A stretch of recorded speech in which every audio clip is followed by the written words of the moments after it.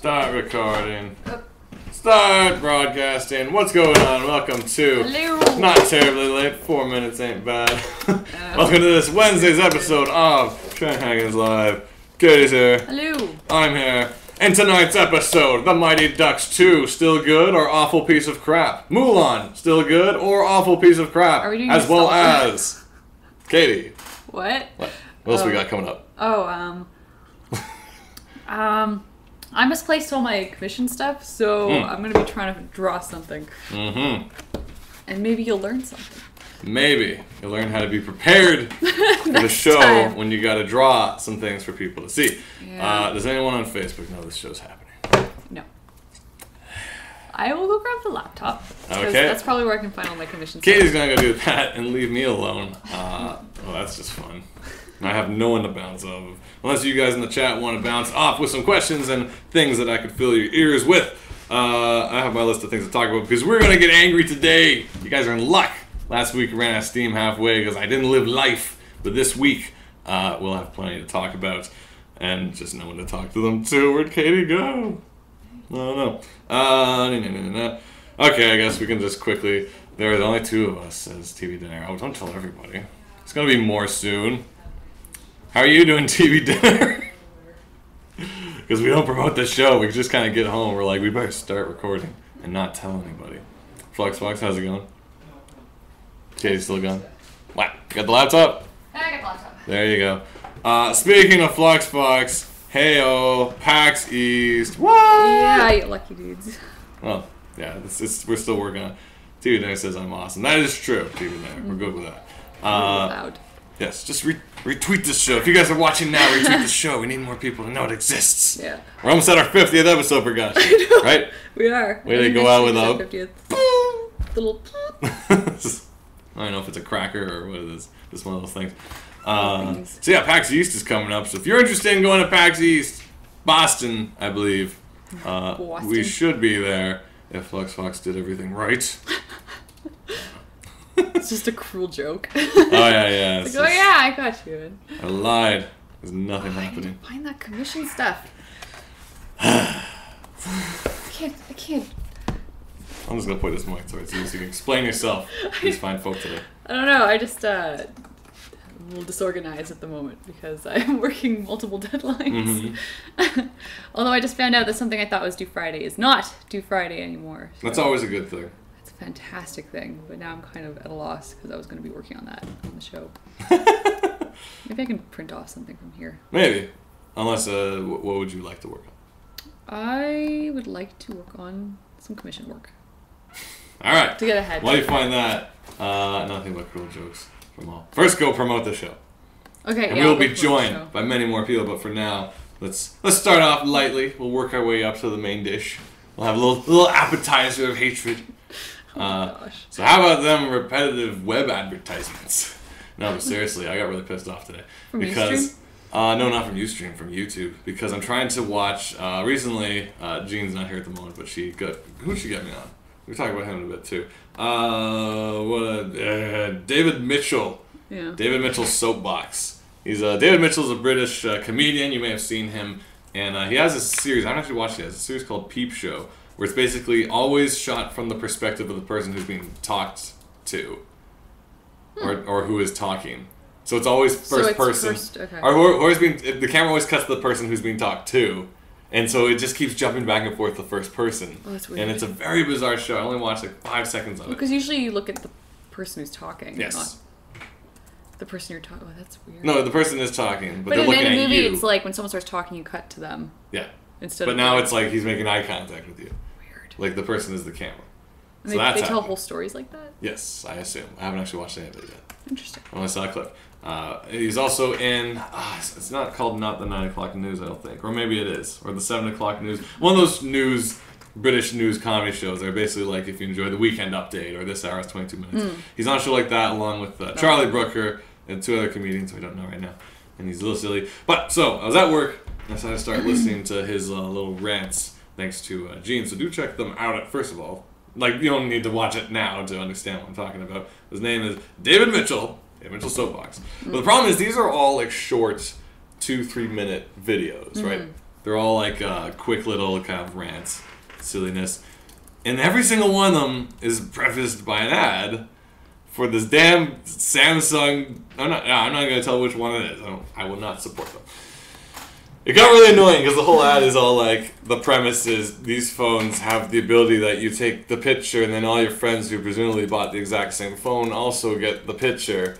And the setting is a wedding where no one seems to be paying attention to the wedding because they're all taking pictures and sending them to all their friends so they could see what they weren't paying attention to. It's like a concert where everybody's just...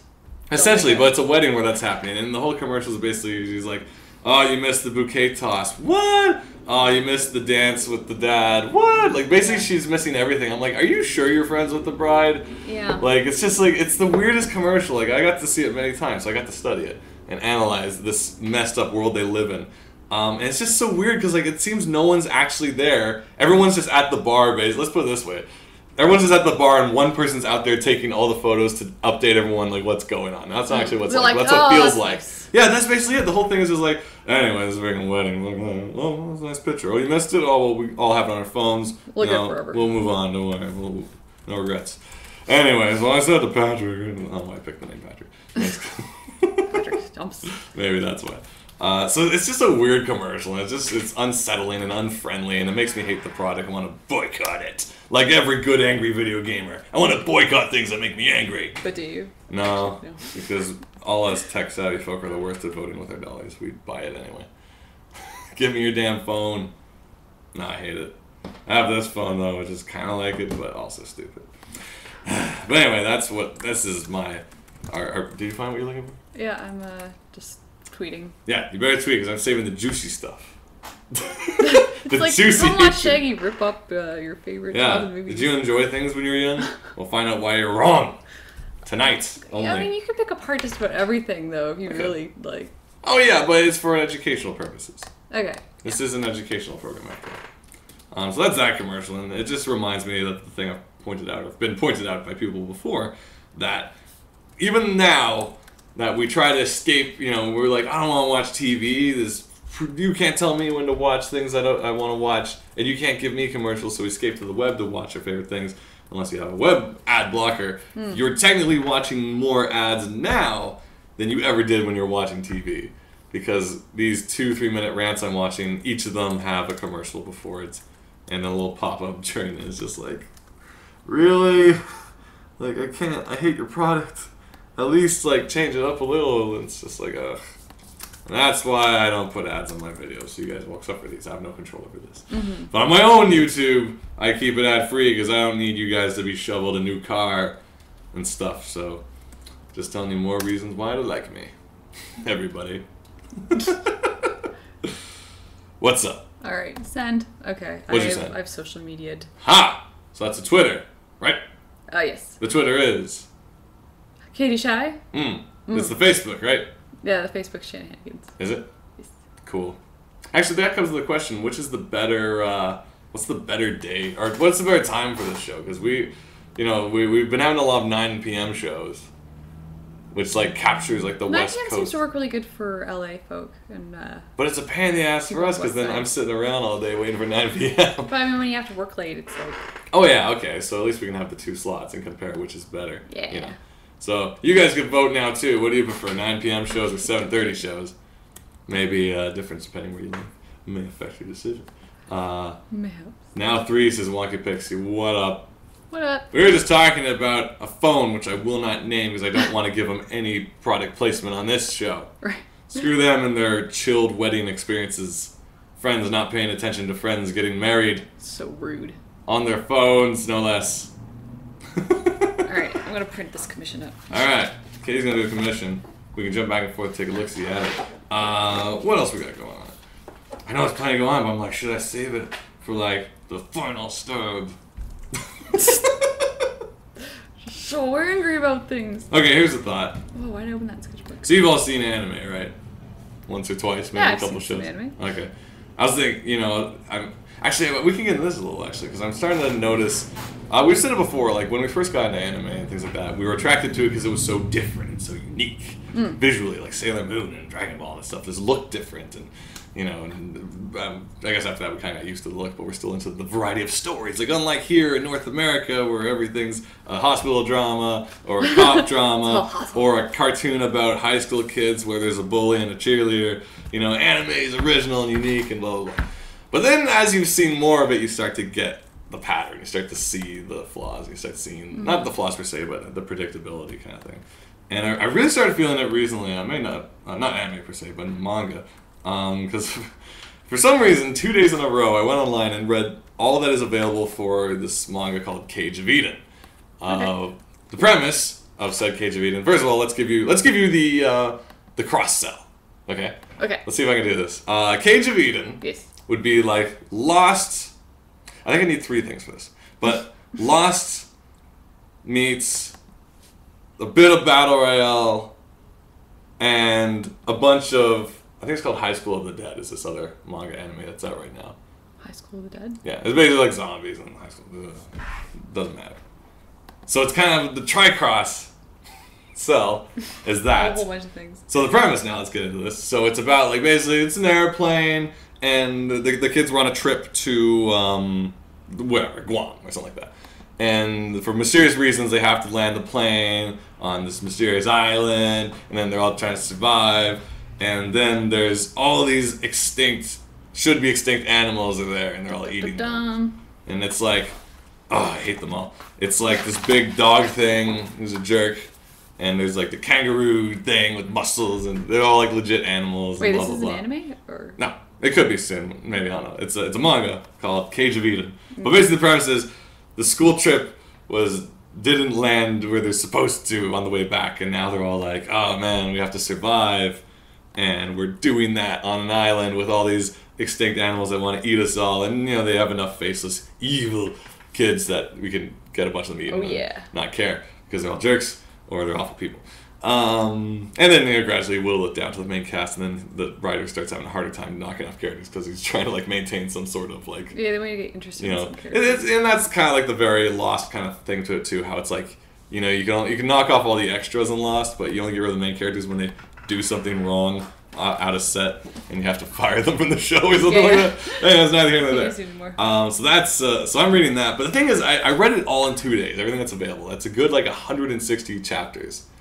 For whatever reason, I just got caught up. And the thing is, like, it's kind of like that. It's a page turner. It's not the greatest comic, but it's a page turner, and it's definitely like that young adult excitement with a bit of the sex comedy stuff in it too, like all of anime tends to have, where it's always like basically when your camera angle somehow catches panty shots when people are standing. Yeah, I don't know how exactly that. And the character is talking, and you're like, oh, that's her, because I recognize those panties. This is a bit of a problem, I think, but that's neither here nor there. So you can tell it's catered more to the male audience. But the point is, like, in reading it, I started seeing a disturbing pattern. Not disturbing in the sense that, like, oh, but like, oh my. Each kind of segment came very formulaic, where it's like, I could break it down now. So the sequence would be, the characters move to the next location. They're in the woods now. Monster attacks of some sort. We lose one of them. He's going to hit one of the main girls. But then the main guy always flies in and catches her and dives them out of the way. Then they get roughed up. They defeat it, overcome adversity, hug, and then bathing scene with all the girls out in the lake. Scene? And whether or not the guys do the let's take a look shenanigans, that's the only question you have left of whether there's something random going to happen. It's the only, So sometimes they don't. Sometimes they're just like, man, we lost a lot of good people today. Meanwhile, it's like, smash. It's just like, totally, this is a little strange. But the point is, it was not even that, it was just because that kind of kept happening every single... If there's a rising action, a climax, and a denouement, which is the bath scene, that kind of happened every conflict. Weird. And I started catching on, and it was just kind of like, this, like, I still kind of kept reading it because it was just, like, silly, and you're just trying to figure out the mystery of the island and why this is happening. Every once in a while, someone says something smart, and you're like, whoa, it's kind of smart. Actually, no, let's take that back for a second. Someone says something too smart. The weirdest thing in this series is every character, for some reason, is a genius in either, like, what's animal stuff? Animal. Animalpology. Yeah, that's it. Landapology, airplaneonology, stupid thingdodology. Like, they basically, every time there's a question that's raised, there's no, like, well, we don't know the answer to that. Let's move on. One character just happens to know everything. It's like, well, in Stockholm Syndrome, blah, blah, blah. And then the next scene is like, oh my god, there's birds who have beaks. And it's like, well, in beakology, I found out that blah, blah, blah. Like, every student has one Deus Ex piece of knowledge for something. And it's like, why is there a big statue in the middle of the island? And it's like, well, in some cultures they build statues that represent holy grounds versus other cultures in the 1840s that designed the... And it's basically way too much information. And either the writer of the series is like, enough of these bathing scenes and this immaturity. I need to learn the kids a thing or two. I don't know why this manga writer is Irish. I need to learn the kids a thing or two about history and culture and agriculture and geology, grammology, like, it's all that good stuff. And it's a very bizarre series because of that, so there's a lot of weird formulas. I still read it all as there is. So Cage of Eden, check it out, but... or don't. Or don't. It won't change your life either way. But it's just... My point of this whole story is I'm just starting to see the formulas and everything now, and it's strange because... And it's not that it's predictable per se, because you get that... There is that, what I've always named, and that probably is the right word, morbid curiosity tied to this. The same thing that you'll see in Battle Royale and Gantz and any of those series where it's a bunch of people thrown together and have to survive. And it's like, oh, who's going to get killed next? I don't know. And usually it's a nobody character who did something rude anyway, who's like, I say we throw the kid to the wolves and we all survive. I'm like, he's dead. You're not going to laugh. Yeah, I'm like, he's not even a red shirt. He's not even noble about it. He's just like, we all gotta get out of here and stab each other on the way. I'm like, he's not gonna make it because he's inconvenient. And then a giant whale eats him. I'm like, just so. How violent for the best. It's kind of violent. A little disturbing. Then again, I'm desensitized after Battle Royale. Between Battle Royale, the manga, and Johnny the Homicidal Maniac, those two kind of desensitized me to any kind of comics with violence in it. And I was just kind of like, you know. Huh. I remember reading that in well, college. look at that. Like, that's not pleasant. That's not a very nice thing. Why would they do that? That's my modern attitude towards like anyone trying to be disturbing in comics. And it's like, huh, well, I'll be. I guess you kind of need that shell though, because then otherwise you're just gonna be like freaking out at anything you read. You're like, ah, yeah, that's awful. Why would you read this for entertainment? Why would you write that? But then again, I don't feel that way in the sense that I don't feel like defending hospital dramas because they're always like miserable and awful tragedies. I'm like, why would you relax watching Grey's Anatomy? It's not relaxing at all. It's stressful. It's not both of them gotta pull through them. We gotta pick which one can survive. I'm just like, dude. When I'm meeting my hospitals aren't always funny places. Oh, I'm not saying funny. Like, it's generally a place for a lot of drama. Oh yeah, I know. But it's just for me. If I get home and I'm having my dinner or my bowl of Captain Crunch, I don't want to see like if McSteamy's gonna decide who should live, and I'm just like, this is too stressful, man. Well, you don't watch it when you're reading. But and yet I'll read these mangas that like they're kind of similar, and I'll let them go by being like, oh yeah, it's just silly, stupid. I don't know if that's a review for Cage of Eden, but that's something. It sounds like it was a mini rant. A mini rant. You who just joined us now, we have the main course coming up. That was your appetizer, and your drink at the bar was talking about that commercial. But we're working up our way to the main course, folks. And you can get dessert too if you want. It's your night. You can do whatever you want.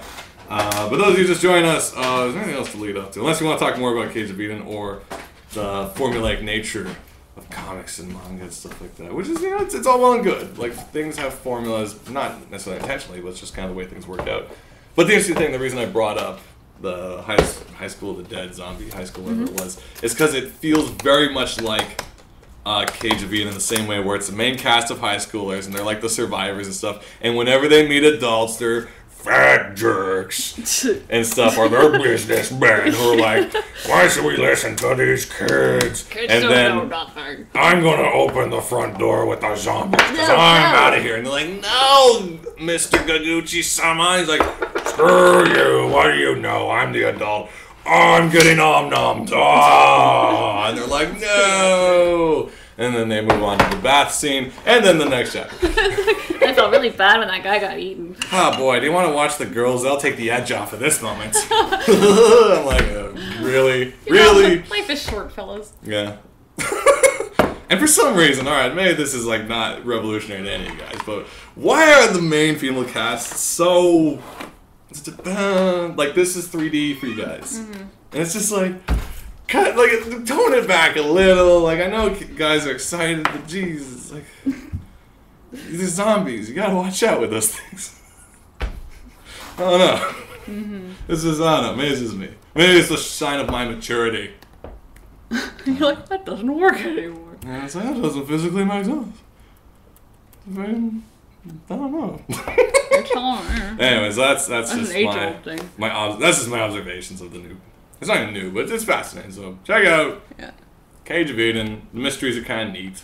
And it's like, oh, that is mysterious. I see. There we go. Let's jump into the chat quickly. Let's see what's going on. Michelle Tripp 182 says GL in Montreal, guys. Hello, thank you. What's GL stand for? Good luck. Yeah, it is. I'll take it. We got Artists Inquisition says I love your hat. Thank you. I do too. That's why I wear it. And someone else liked my shirt too. So I've got the double combo today. Yeah, I just noticed that good. it's Mega Man. Mega Man of words. Yeah, I was trying to read it and I was like, oh, that's Oh, you can see it so much better on the screen. Oh, really? There you go. Yeah. Boom. That's for you guys. Yeah, What's your top favorite? Oh, here we go. Top favorite. I can tell you my top 5 manga. I was thinking about this the other day. Okay, I can't really. Okay, here we go. Here we go. Top favorite manga. I'm gonna have to start at the top. Yeah. I know I want to lead you guys up to it, but top favorite manga all time. Battle Angel Alita, number 1. Yeah. Side note, articles released saying Cameron's finally going to make that movie in 14. We'll see what happens. That was interesting. Number 2, Nausicaa, The Valley of the Wind, Miyazaki. That's epic. It's an epic. It's on par with anything Tolkien ever did. Number 3, Ranma 1/2. Rumiko Takahashi, genius. That's all I can say. It's funny. It's martial arts. It's one of the best comics ever made. It's now, delightful. after that, it gets a little hard for me because I have kind of contemporary favorites. You have your like 20th Century Boys, your Monster, your Pluto, of course, Urasawa's work. We got Blade of the Immortal, which we all enjoy. I'm loving, Real and... Yotsuba. Well, yeah, Yotsuba, Real, God, what was it called? It was the one based on Musashi. It's by the guy... Oh, so... His work is jaw-dropping. It's so good. Yeah, the guy who does Real. Vagabond, there you go. Vagabond. Yeah. You can buy them on this big... And there's stuff like Guilty Pleasures. Like, I won't, like, claim I'm a huge fan of, like, the certain series, but it's, like, they're fun to pick up and read. Like, the original Dragon Ball, I bought them all in this big. Really and they're just kind of fun and light. Like, they're nice to read. I won't like, sing the praises and be like, it's the best ever, but it's, like, it's enjoyable. It's silly. It's fun adventure. There's Berserk is good times. What else is there? Genshiken I like. It's because, and the reason I like it, I'm actually I'd be curious if you guys have some answers for me. I'm on the lookout, as I was talking about all these friggin' high school kids starring in all the comics. I'm becoming less of a high schooler, if you may have noticed. Yeah. I'm actually graduated both that hard to relate. and the post-secondary and have a job. Kind of getting tricky to relate to that stuff. And I'm not like trying to like reach back and be like, oh, my youth, I'll reclaim it in manga. No, I want to see some more mature characters like doing whatever they do. It doesn't mean I want to see like the first president of Japan. Like that stuff's a little too mature where it's like, oh, snoozles. Like characters like Phoenix Wright. I want to see these guys more in comics, you know. And Genshiken was kind of a good comic for me because it was about people in like college and graduating. And it gets really sad too when people kind of graduate and move on and aren't at the clubs and stuff anymore. Very good series if you haven't read it yet, Genshiken. What do they call the club for Japanese culture and arts, but it's not an anime club. But it is like a big comic club. Basically, yeah. And all they do is go to conventions and stuff, and it's very real, and it's a very interesting like telling of that lifestyle of going to the upside down pyramids convention center, whatever that is. Oh yeah. In Tokyo or something like that. Very good series. And there's other stuff like Solanin. So I never knew the name of it. It was that big book, which was about the girl who like just quit her job and was trying to figure out what to do next. Yeah. Sad stories like I'll give it my all tomorrow. I like are that great. A lot. It's about a man who also just quit his job after all these years and wants to pursue making comics. Yeah. And he's just not getting anywhere. And he's like just, 40. He's like, I will become a manga. He has a daughter. His dad has no respect for him. It's great. But he has such a great heart. And the art is so simple. Yeah. It's really fun. You know, there's like a lot more mature stories I'm interested in, and then there's stuff like I picked up last few years. What's it called, Saturn, or Saturn Apartments. Saturn Apartments is interesting. I have not read that yet. Very interesting. It's all about people. Basically, I don't know. Everyone lives above the planet now because it's too polluted or something down there, or so they say. Maybe there's something more to it. I don't know. And all we just follow the main characters whose jobs are to clean the windows in this polluted world. Oh. So they go outside in the spacesuits and then they just clean windows, and it's just that life. And it's like, I like these job is job-based manga. I know, this is more real. Which is actually plenty of. We just don't get them all. There's so many like office. Like, there's basically so many Dilbert comics in Japan. They're all just like. Well, I remember as a kid seeing those office lady ones, and I'm like, whatever. But now it's like, I want more stuff about working and just living with freelance. Like, where's my pretty dresses and magic? I'm like, I don't have time for pretty dresses in high school hijinks. But now we just want to see like, how do they deal with their lives? Like, there's this ongoing series that's been on forever, all about like one of those bicycle cop guys who have like a little shed. And they're like a local cop. And it's been like this 40-year-old series that just keeps going. Really? Yeah. Huh. It's like basically, it's like their family circus.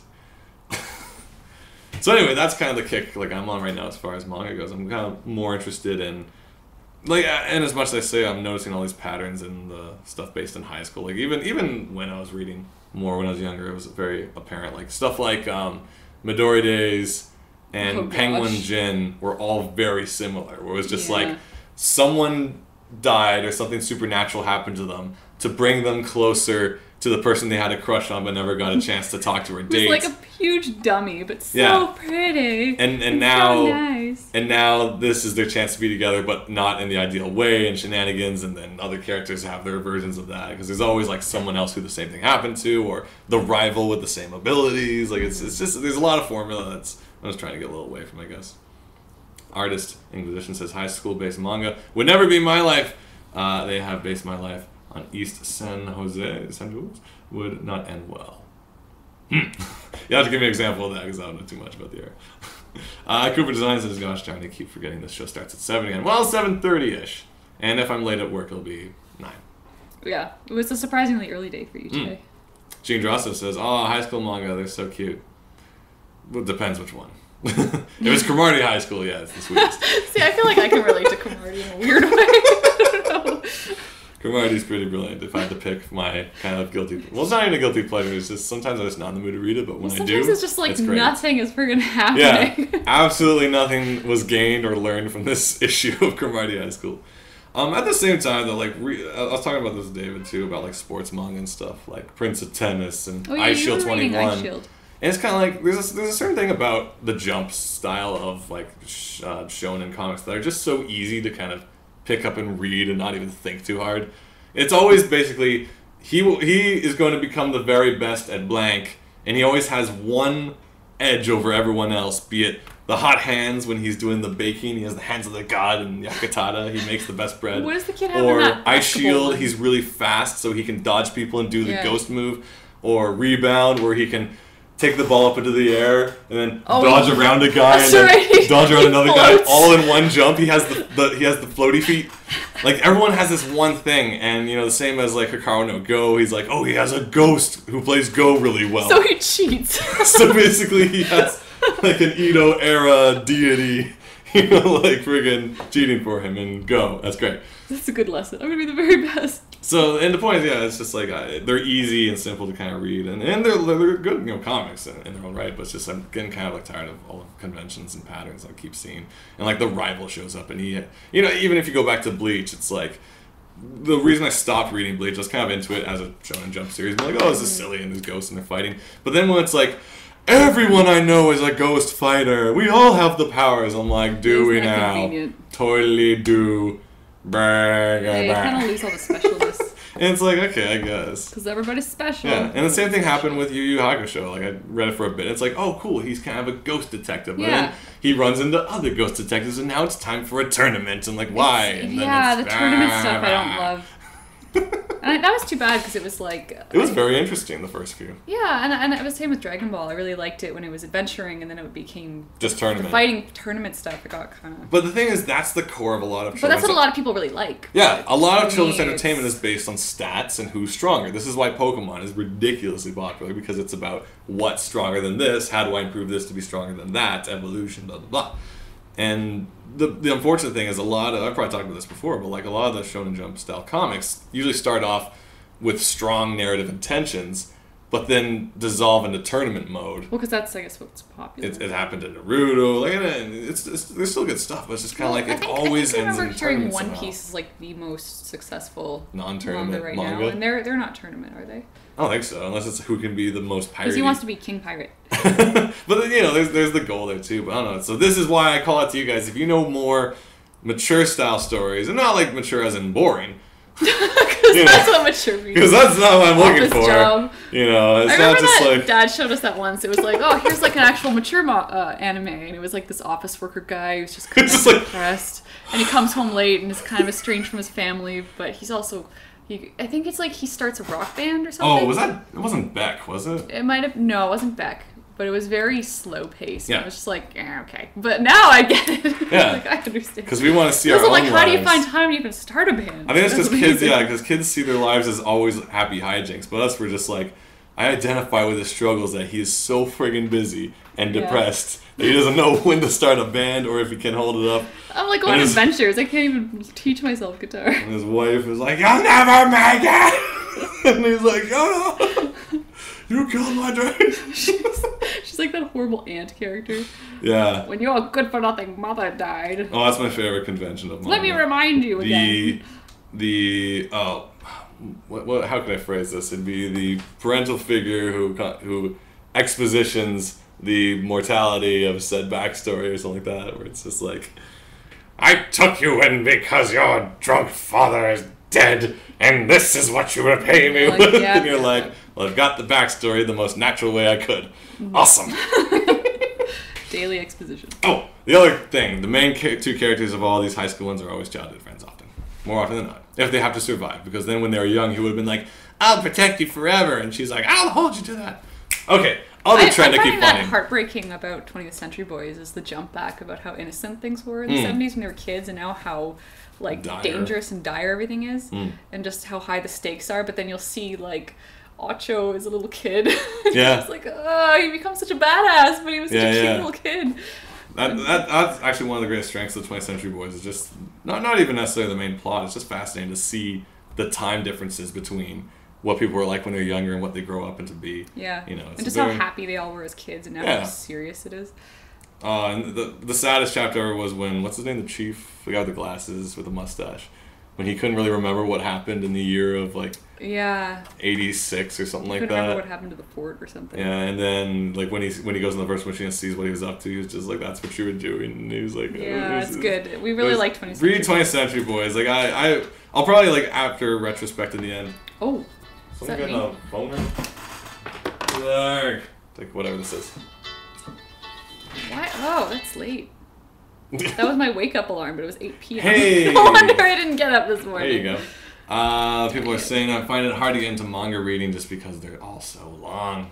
It's the kind of thing where you gotta be very careful with what you pick. Yeah, it's like with Monster, I think, which was Urasawa's... Was it 15 chapters? Yeah, 15 it books? was 15 books, and I think it was pretty much done by the time I started reading them, so I was able to... Yeah, you knew your investments. But yeah, with 20th Century Boys, it's like I think I skipped a whole book because I hadn't read it for 2 months, and then I read it, and I don't backtrack. I just I'll try and remember it. And I was like, I just missed an entire book, and all the stuff went down. All that work.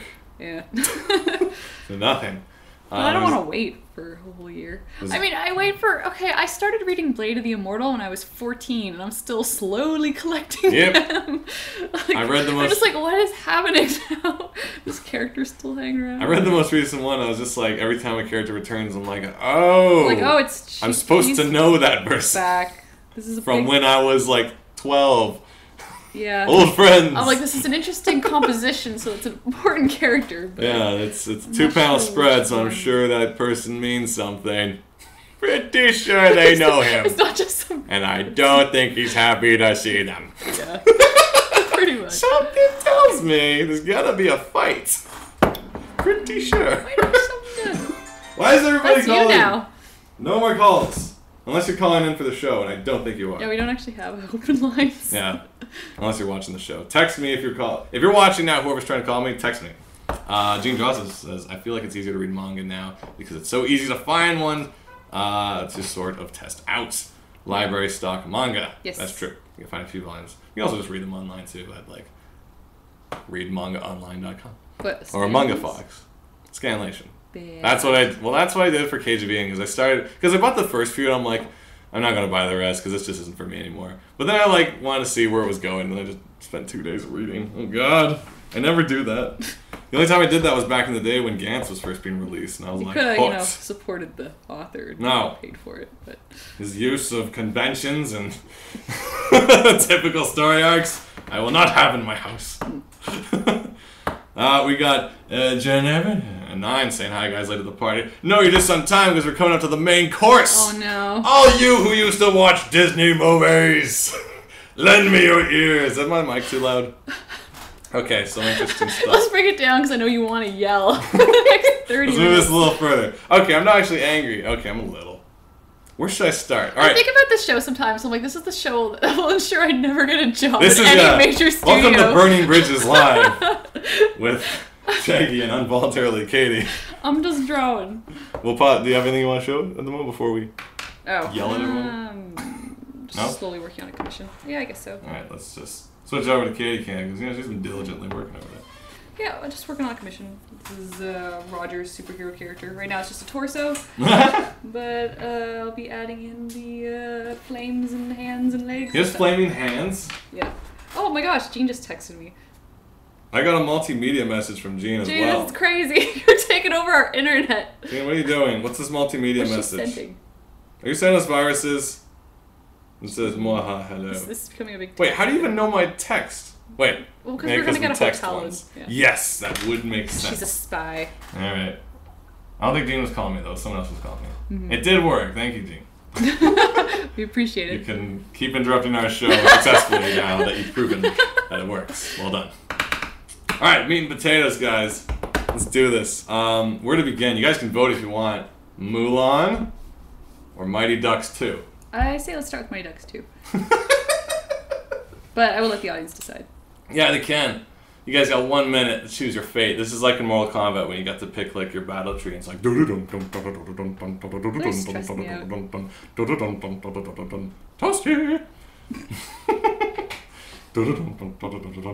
Let's go to Katie Cam, come. She's drawing a thing. Move this over a bit more. Drawing a thing. Are we doing a poll or are we just waiting for someone to say something? I don't know. Well, I got a Mulan, I got a Mighty Ducks is more rant-worthy, I got a Mighty Ducks, and I've never seen the Mighty Ducks this TV thing. Alright. I think we need to call it Mulan, haha, didn't know there was a Mighty Ducks 2. You're probably better off not knowing! Was that the one with the evil Icelanders? Oh yeah, let's get started. Alright, so as you know, this is an educational show. It's not just about hate. We're trying to learn things. Yeah, because I mean, through breaking apart a story, you learn about story. And things that you might not want to do in your own story. Yes. And it's just kind of fun. Oh yeah, it's fun to tear in. To just peck away. Another thing is, like, I'm not like those film critics who just like to make you feel bad. I want you to feel good about hate. I don't know how that came around. No, the point is, I want you to learn from... Not hate. It's, learn from my displeasure. It's just kind of... Because you should never hate a movie. Oh yeah, no, you should never. You should always. There's always something you can get out of everything, and there's always something. So let's go back then. So let me set you in the mindset. It's the '90s, the radio. The Mighty Ducks was. I have nothing to add to that. The Mighty Ducks was in theaters, and we all went to see it. We're all a bunch of scrappy kids, unless you weren't born yet. And to that effect, you can go read your high school mangas and enjoy your tournaments. For all I care. You don't know the pain of trying to start the band. So Mighty Ducks came out. Now we're going to talk about Mighty Ducks 1 just kind of briefly. I will say this right now just so you don't think, oh god, what's he going to do? Mighty Ducks 1, I rewatched it, solid film. It's completely first world problems, but still solid film. Mm-hmm. It's about, basically Emilio Estevez trying to, forgive himself for getting post in the last game when his coach was disappointed in him. So... This is kind of like First Blood turns into all the crazy Rambos. Yeah. You know what? That is perfect. First Blood was a solid film about a man who was just like, what's the word? Not shell shock. What's the word for that? When you just can't turn it off. You're like, he's your just war mind and stuff. And he can't unplug, and he loses it on a town because he didn't get a cheeseburger. Don't worry, it makes more sense. We're a bunch of dicks. And then he starts war on like a small town, and it's all about like him not letting go. And then Troutman comes in and goes, you're fighting Rambo? And they're like, yeah, but we got him. It's like, well, you gotta bring some other things if you're fighting Rambo. What? Buddy bags. Body bags. But no one actually gets killed because that's a kids show. Anyway, so friggin' Mighty Ducks is a I thought you solid... said First Blood was a kids show. I did. Because no one gets killed. And it's all like, bear traps, Rambo. And he's like, It's like Home Alone. It's like Home Alone. In the woods in this small John town. Rambo setting traps. Fantastic. That would have been even freakier. So basically, burglars never saw. if I could quickly jump into the plot, I don't want to talk too much about Mighty Ducks 1, but the movie's premise is like, Emilio Estevez is a lawyer. He was drunk driving, so he has to do community service. So he takes a bunch of local kids and puts them into hockey. And originally he's like, nah, but then he gets hearts and all the good stuff. And then they make the best team ever. They do the flying V. It's great. But under all that, it's all about him. Just like he used to love hockey as a kid. He was on the bad guy team, which aren't as they're villainous, but they're still like at least not ridiculous. I'm going to get to. They were jerks. How do you form that? But we'll talk about the Icelanders in a second. And his coach, who, if you ever watch that Lois and Clark series, like we did every night, is the Perry, like the newspaper chief. And he's like, okay, Emilio, you gotta get it in the net. And he's like, okay, coach. And he did the triple deke. He had open net and post. And actually, one of the coolest things about that movie is he said, if it was only an inch more to the right, it would have gone in. And the kid he's talking to is like, yeah, but if it was only like an inch more to the left, it would have missed entirely. He's like, I never thought of it that way. And I'm like, that was deep. Nice. I appreciate this movie. Because, like, I have my hit or misses with sports movies. Because in the end, they take it so seriously. I'm like, dudes, it's sports. Like, you can film me playing Pogs and make it riveting, depending how you edit it. But this was, like, it was emotional. It was a good, solid movie. It had its jokes. Like, there's poo in the bag in the dog. You're like, yeah, poo in the bag. That was Training Dragons. Like, high-fiving every time the farting dragon. That was us at How to Train Your Dragon. It's just bad. like, yeah, farting Because they dragon. had those big round dragons that kept making flatulent noises, and we're like, oh yeah! Yeah! The best comedy.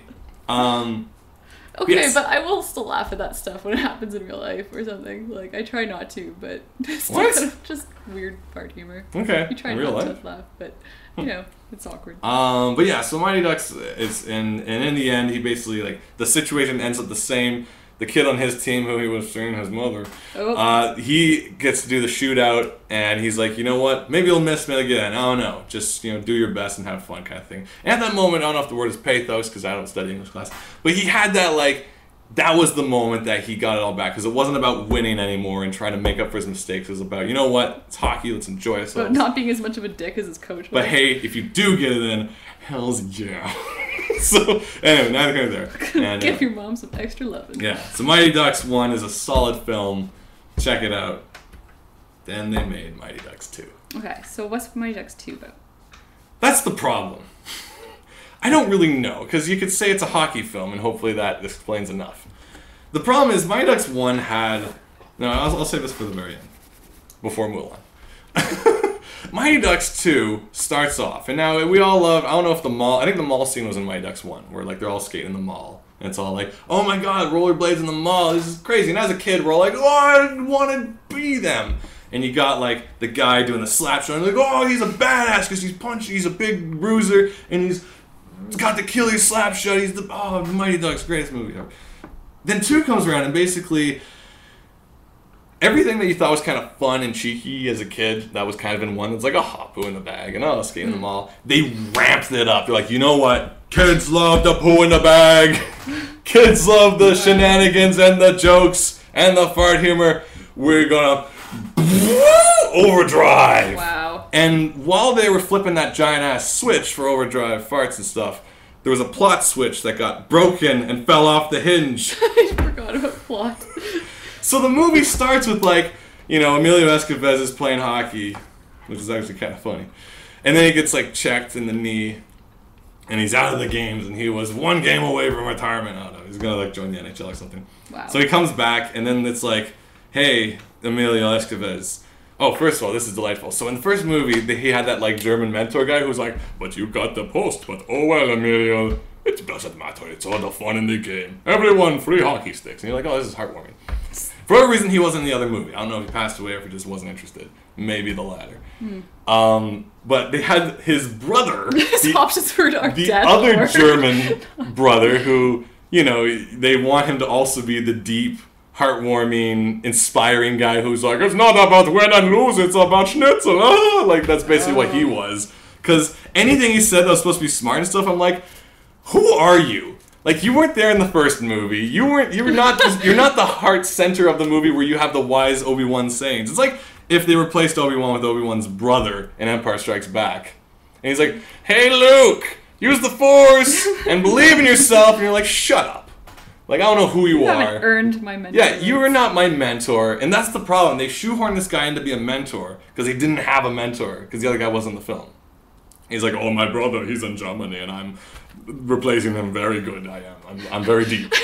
I need you to come back to America and be this guy's mentor. It's just like, it was just like, I don't know. Let me just say, like, the major core of this problem of this film, I said a lot of words there. Mighty Ducks 2 tries to recapture what happened in 1 instead of trying to write a new story, at the same time ramping up the slapstick and comedy. So the problem was every little thing that happened, they had like sound effects. Like if someone slipped, it was which, first of all, really takes you out of the film because the first one didn't have really anything like that. Like it was very grounded. It was a hockey story. It was like woo woo woo woo boink bong. I don't know what all that was. Secondly, someone got hold of those like sound effects packages that Yeah. you get at the schools. Secondly, they have to add more characters because the Mighty Ducks got invited to be the national team for the junior national team of juniorness, and they have to fight Iceland eventually. And so they add in all these new characters. Now, instead of like writing characters, they're like, all right, Texan who says yeehaw and has this lasso, and this other guy who is really fast, but he doesn't know how to brake when skating, so that will give him a deep character arc. Because who else do you bring to the national team than a guy who can't stop when he skates? Which makes plenty of sense. And maybe I'm just old and jaded, and this makes no sense to me. How do you not know how to brake? Who else they got? They got a new bruiser, so the old bruiser can have a buddy, and he's the obvious dickhead because he's like pushing people over. He's like, "I'm joining your team, Dilly." You know what I like watching now? When you see the badass kid now in those old movies. Oh, let's get to that. So remember how cool those guys were, the big bruisers? And like, dude, is that a tattoo on your arm? Dude, are you wearing a do-rag? He's the coolest. I want to be him. Like Rufio from Hook. Rufio is the coolest. He skateboards and slam dunks double threat. That hair, triple threat. These guys we all wanted to be. Now that we're adults and we look back, wow. Wow. These guys, I don't even know what. Basically, the coolest thing they did was they all were in a dorm and they're like, dude, time for nap music. And they crank the death metal and then they decide no time for nap and they get up and start air guitaring. And as a kid, I'm pretty sure I was like, they're the coolest. I want to be like them every way. And now it's just like, wow, I was into that. I thought it was cool. What happened to me? It's just I hope Rufio's still good though. I haven't seen Hook in a while, so maybe he's still got it. Well, he's the voice of Zuko, I think. Really? Fascinating. From Avatar. Interesting. I learn new things every day. And the what else we got? Also his grandson. Gene is adding. Oh yeah, they actually put an Asian kid and made a female character save the day. Okay, so let's get back to that in a second. And that second is now. So the Asian kid was the figure skater, and he had basically one chance to do something good. Here's the problem: is they basically had character overload. The problems with all those Batman movies when it's like, let's have 20 villains now. It's like, okay. They had too many characters and not enough for them to do. Because in the original Mighty Ducks, the core characters were, everyone's like, Goldberg. He's not actually, he doesn't do anything important. He's a goalie, but he has no story arc or nothing. The main character was that kid who's like, my mom wants to date a hockey coach. That's her only requirement. I don't know if that's what he said, but it was kind of like that. Anyway, simple woman. So he was, I don't know. Either way, because he had the arc, he was basically manga. New Emilio. The manga about hockey manga. Hockey manga. Anyway. So he had a story arc, and then they introduced the rich kid who they kept referring to as a cake eater, because when you're rich, you eat cake. And his story was interesting. It wasn't terribly interesting, but he was originally part of Team Bad Guy with the black jerseys.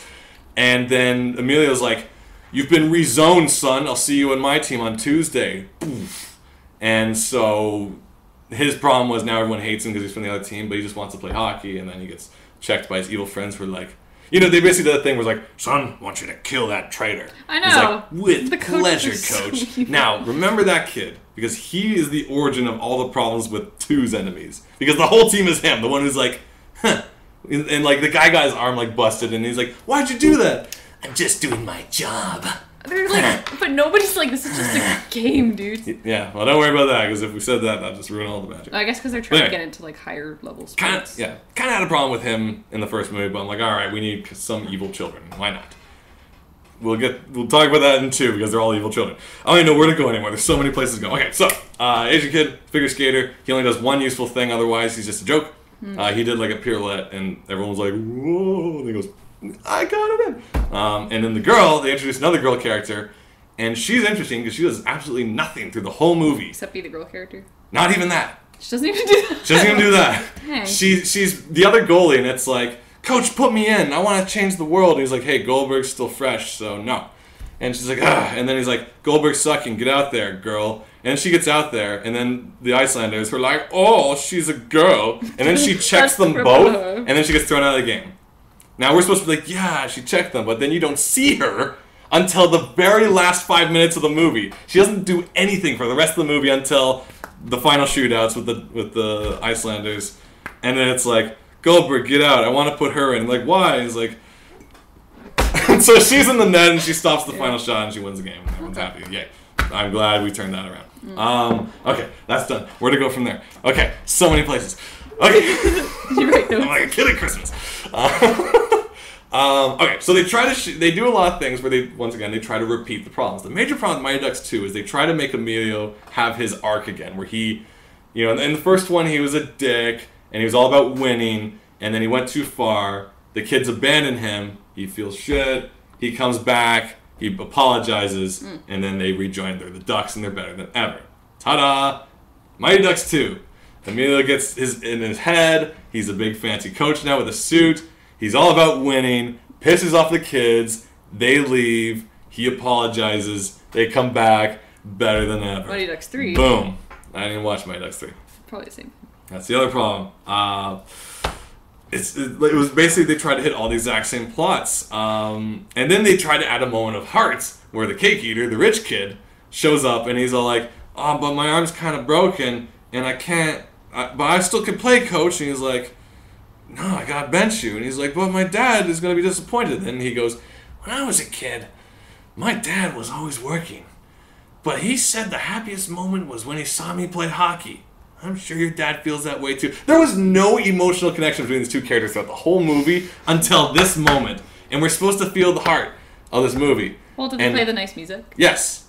And then they didn't actually show his dad being proud or nothing, but then he goes out and plays, and then he gets checked again, because all the rich kid ever does is get injured in this movie. It's actually amazing. Poor kid. All he does is get injured. Both movies. And third, I'm surprised if... Anyway. So that happened. And basically, that's kind of the whole movie, is that happened. And I'm going to save the final word I had to say for right after this. Let's talk about the evil Icelanders. So remember that kid from the first movie? He's like, I'm doing my job. He's like, cripple that one, son. With pleasure, coach. So evil. You know, that kind of thing.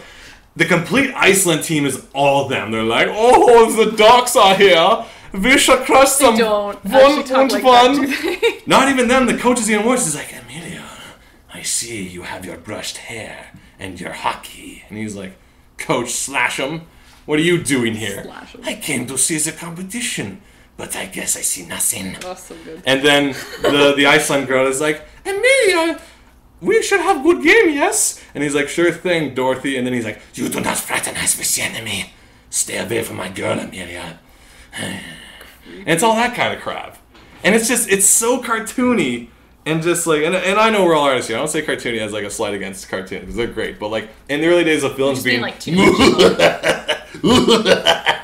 it's all of that. Mm-hmm. It's like they're and maybe this is just what kids need. They just need obvious villains. Like when villains were villains and heroes were heroes kind of thing.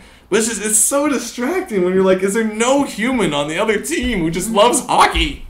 Yeah, they're just so wanna hurt evil. other people. They're racist. They're sexist. Is there no nice people in Iceland?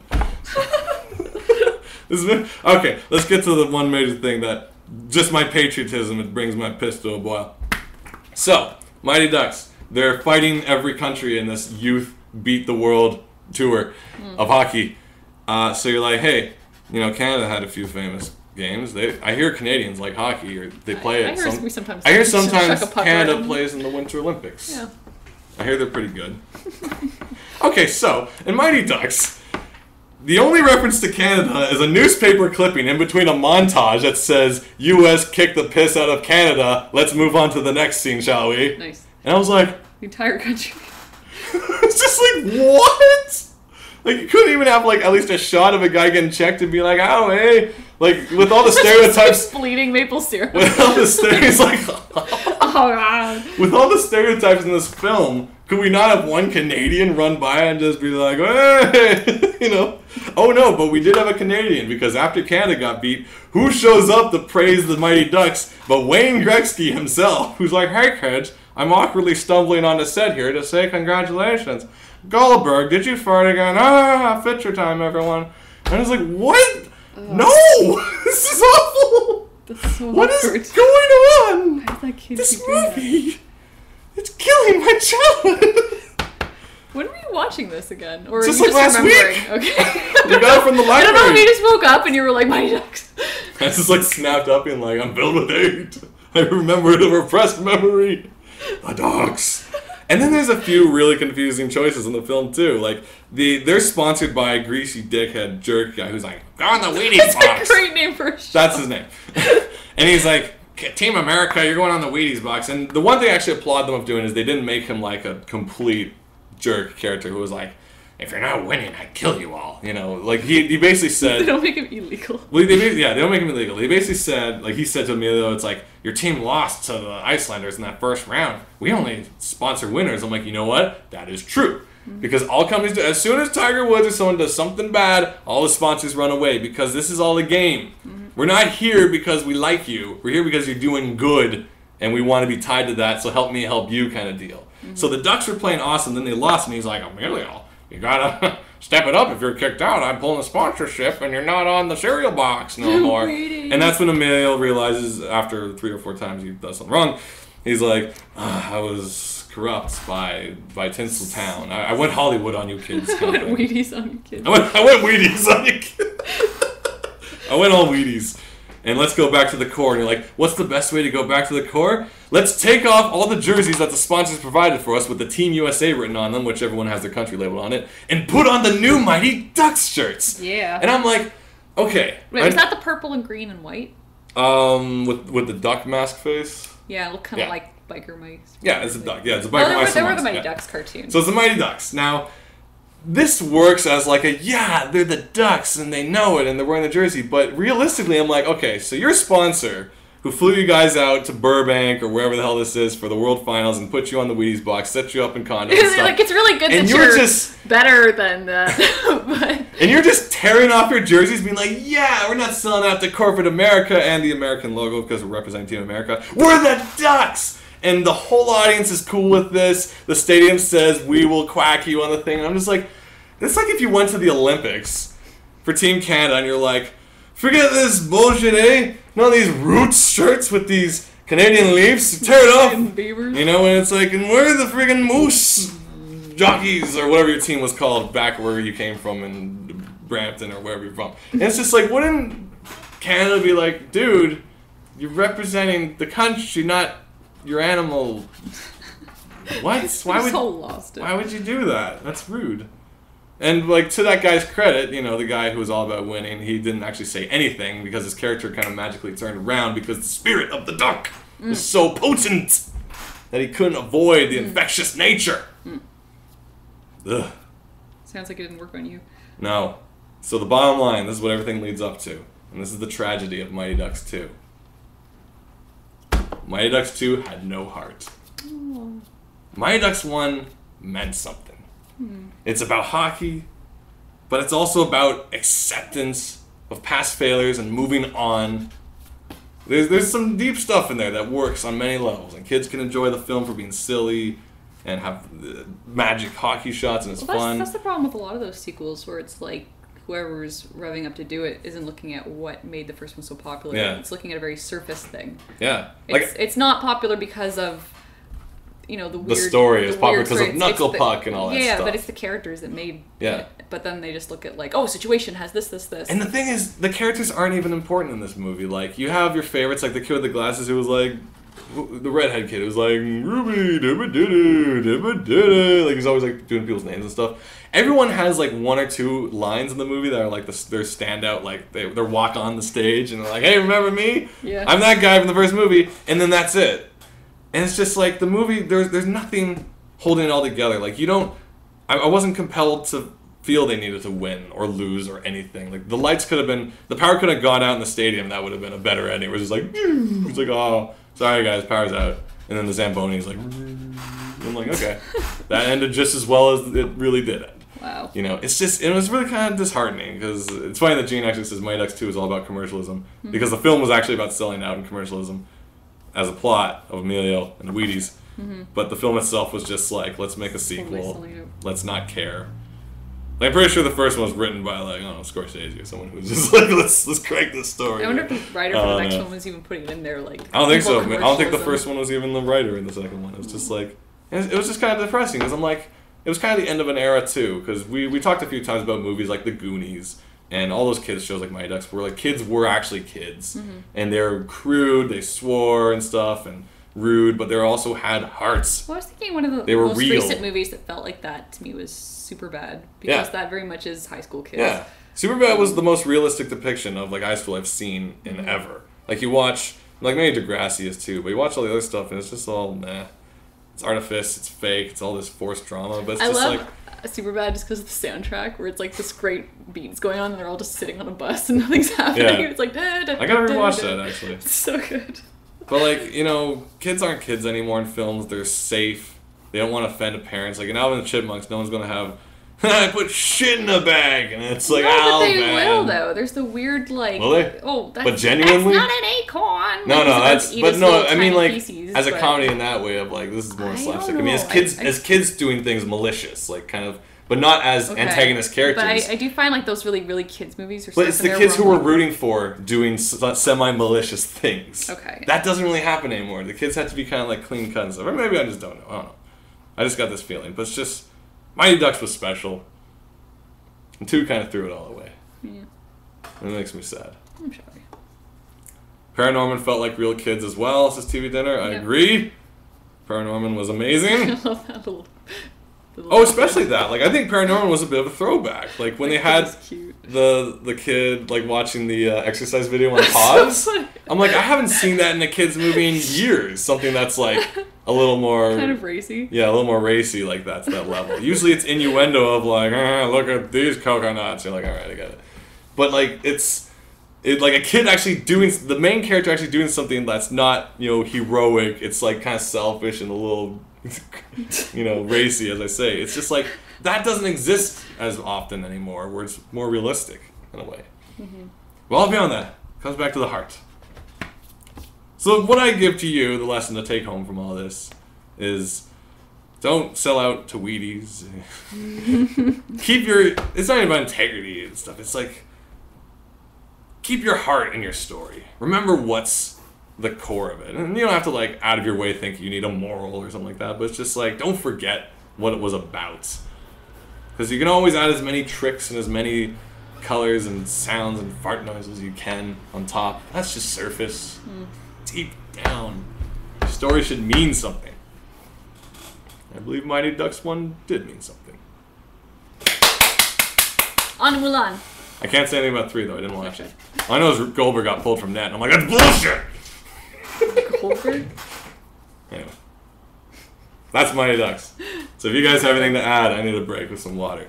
Yeah. Then we can talk about Mulan, but let's cut back to Katie so I don't have to be so... Because this is a learning show. Katie's drawing some things for you guys to enjoy. I'm told not to watch Mighty Ducks 3. Really? It'll be bad for your blood pressure. But maybe it's good for the show. You can get furious about it.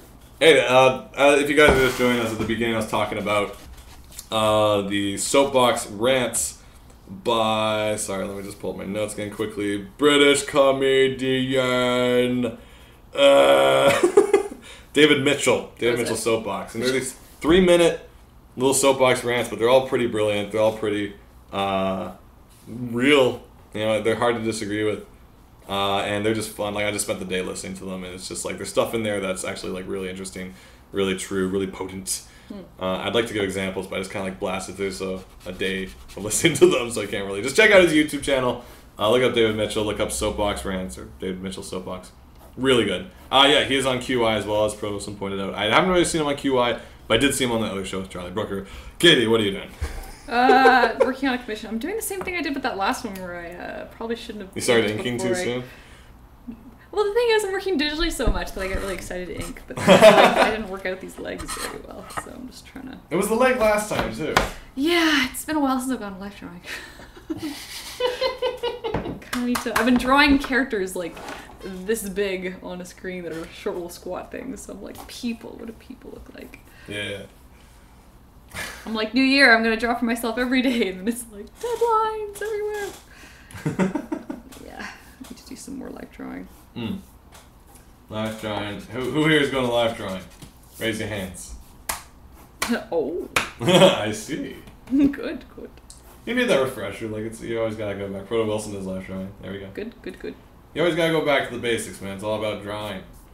Because it's like, what was the thing? It's like you, what they say about the drawing. It's like once you master, the basic human body, that's when you can do the craziest of like exaggerations and stuff. Because you can always draw flailing, wavy hands and things and weird things, but it's like if you don't understand the meaning behind you don't know arms, how to break it and make it look appealing. So it's like always learn from life. Gene loves life drawing. Proto Wilson loves it. Feather Heather, but I like being in bed at 8 p.m. Well, there's that too. Always want to go. That's why the internet always helps you with the little drawings here and there. I have no idea what I was doing, says Flux. Yeah. Well, life drawing, you can also just like draw just whatever's around. Like see people doing stuff like the coffee shop. And like, I love coffee drawing. That was the same with the subway drawings with Bobby Chu. Yeah, every Sunday. Is it still every Sunday? Yeah, I keep meaning to make it out and I never do. It's been years! I know, I'm just very indecisive. But every Sunday, I think it's at 3:45. This isn't like the underwear subway ride once a year. This is like all the time. You gotta like... So you also have to be in your underwear. Yes, so no one will look at you while you're drawing them because they'll avert their gaze. And they're more natural that way. I'm always scared of that, so I'm being like, why are you drawing me? Or I've had people you like, me royalties. Draw me. I'm like, no. Man likeness is important to me. I mean, as long as you're not being creepy. Right now I'm trying to get a better drawing muscles. So I've been drawing muscle structures. Buff men. Lots of backflips and punching people in the faces. Yeah, I don't draw a lot of dudes, so this is tricky to... Cadaver says, holy censored. I finally managed to get this chat working. Hey, it took us like 7 episodes, so don't feel bad. Yeah, I know. That's doing pretty good. At the beginning, we couldn't even play this show, let alone have chat running. Jeez. I'm trying to pay more attention to faces, says Proto Wilson. Because faces, if you watch Lie to Me, faces are very important. Okay, let's do a quick... Lie to Me. Let's do a quick thing. Every time it cuts to like live action... Or it's like he'll say something about a face that means something, and they'll cut to those like real life moments of shame. Or they have like photos of famous people like the Queen and like Obama, Bill and stuff Clinton. like that. It's like this is what he means in life.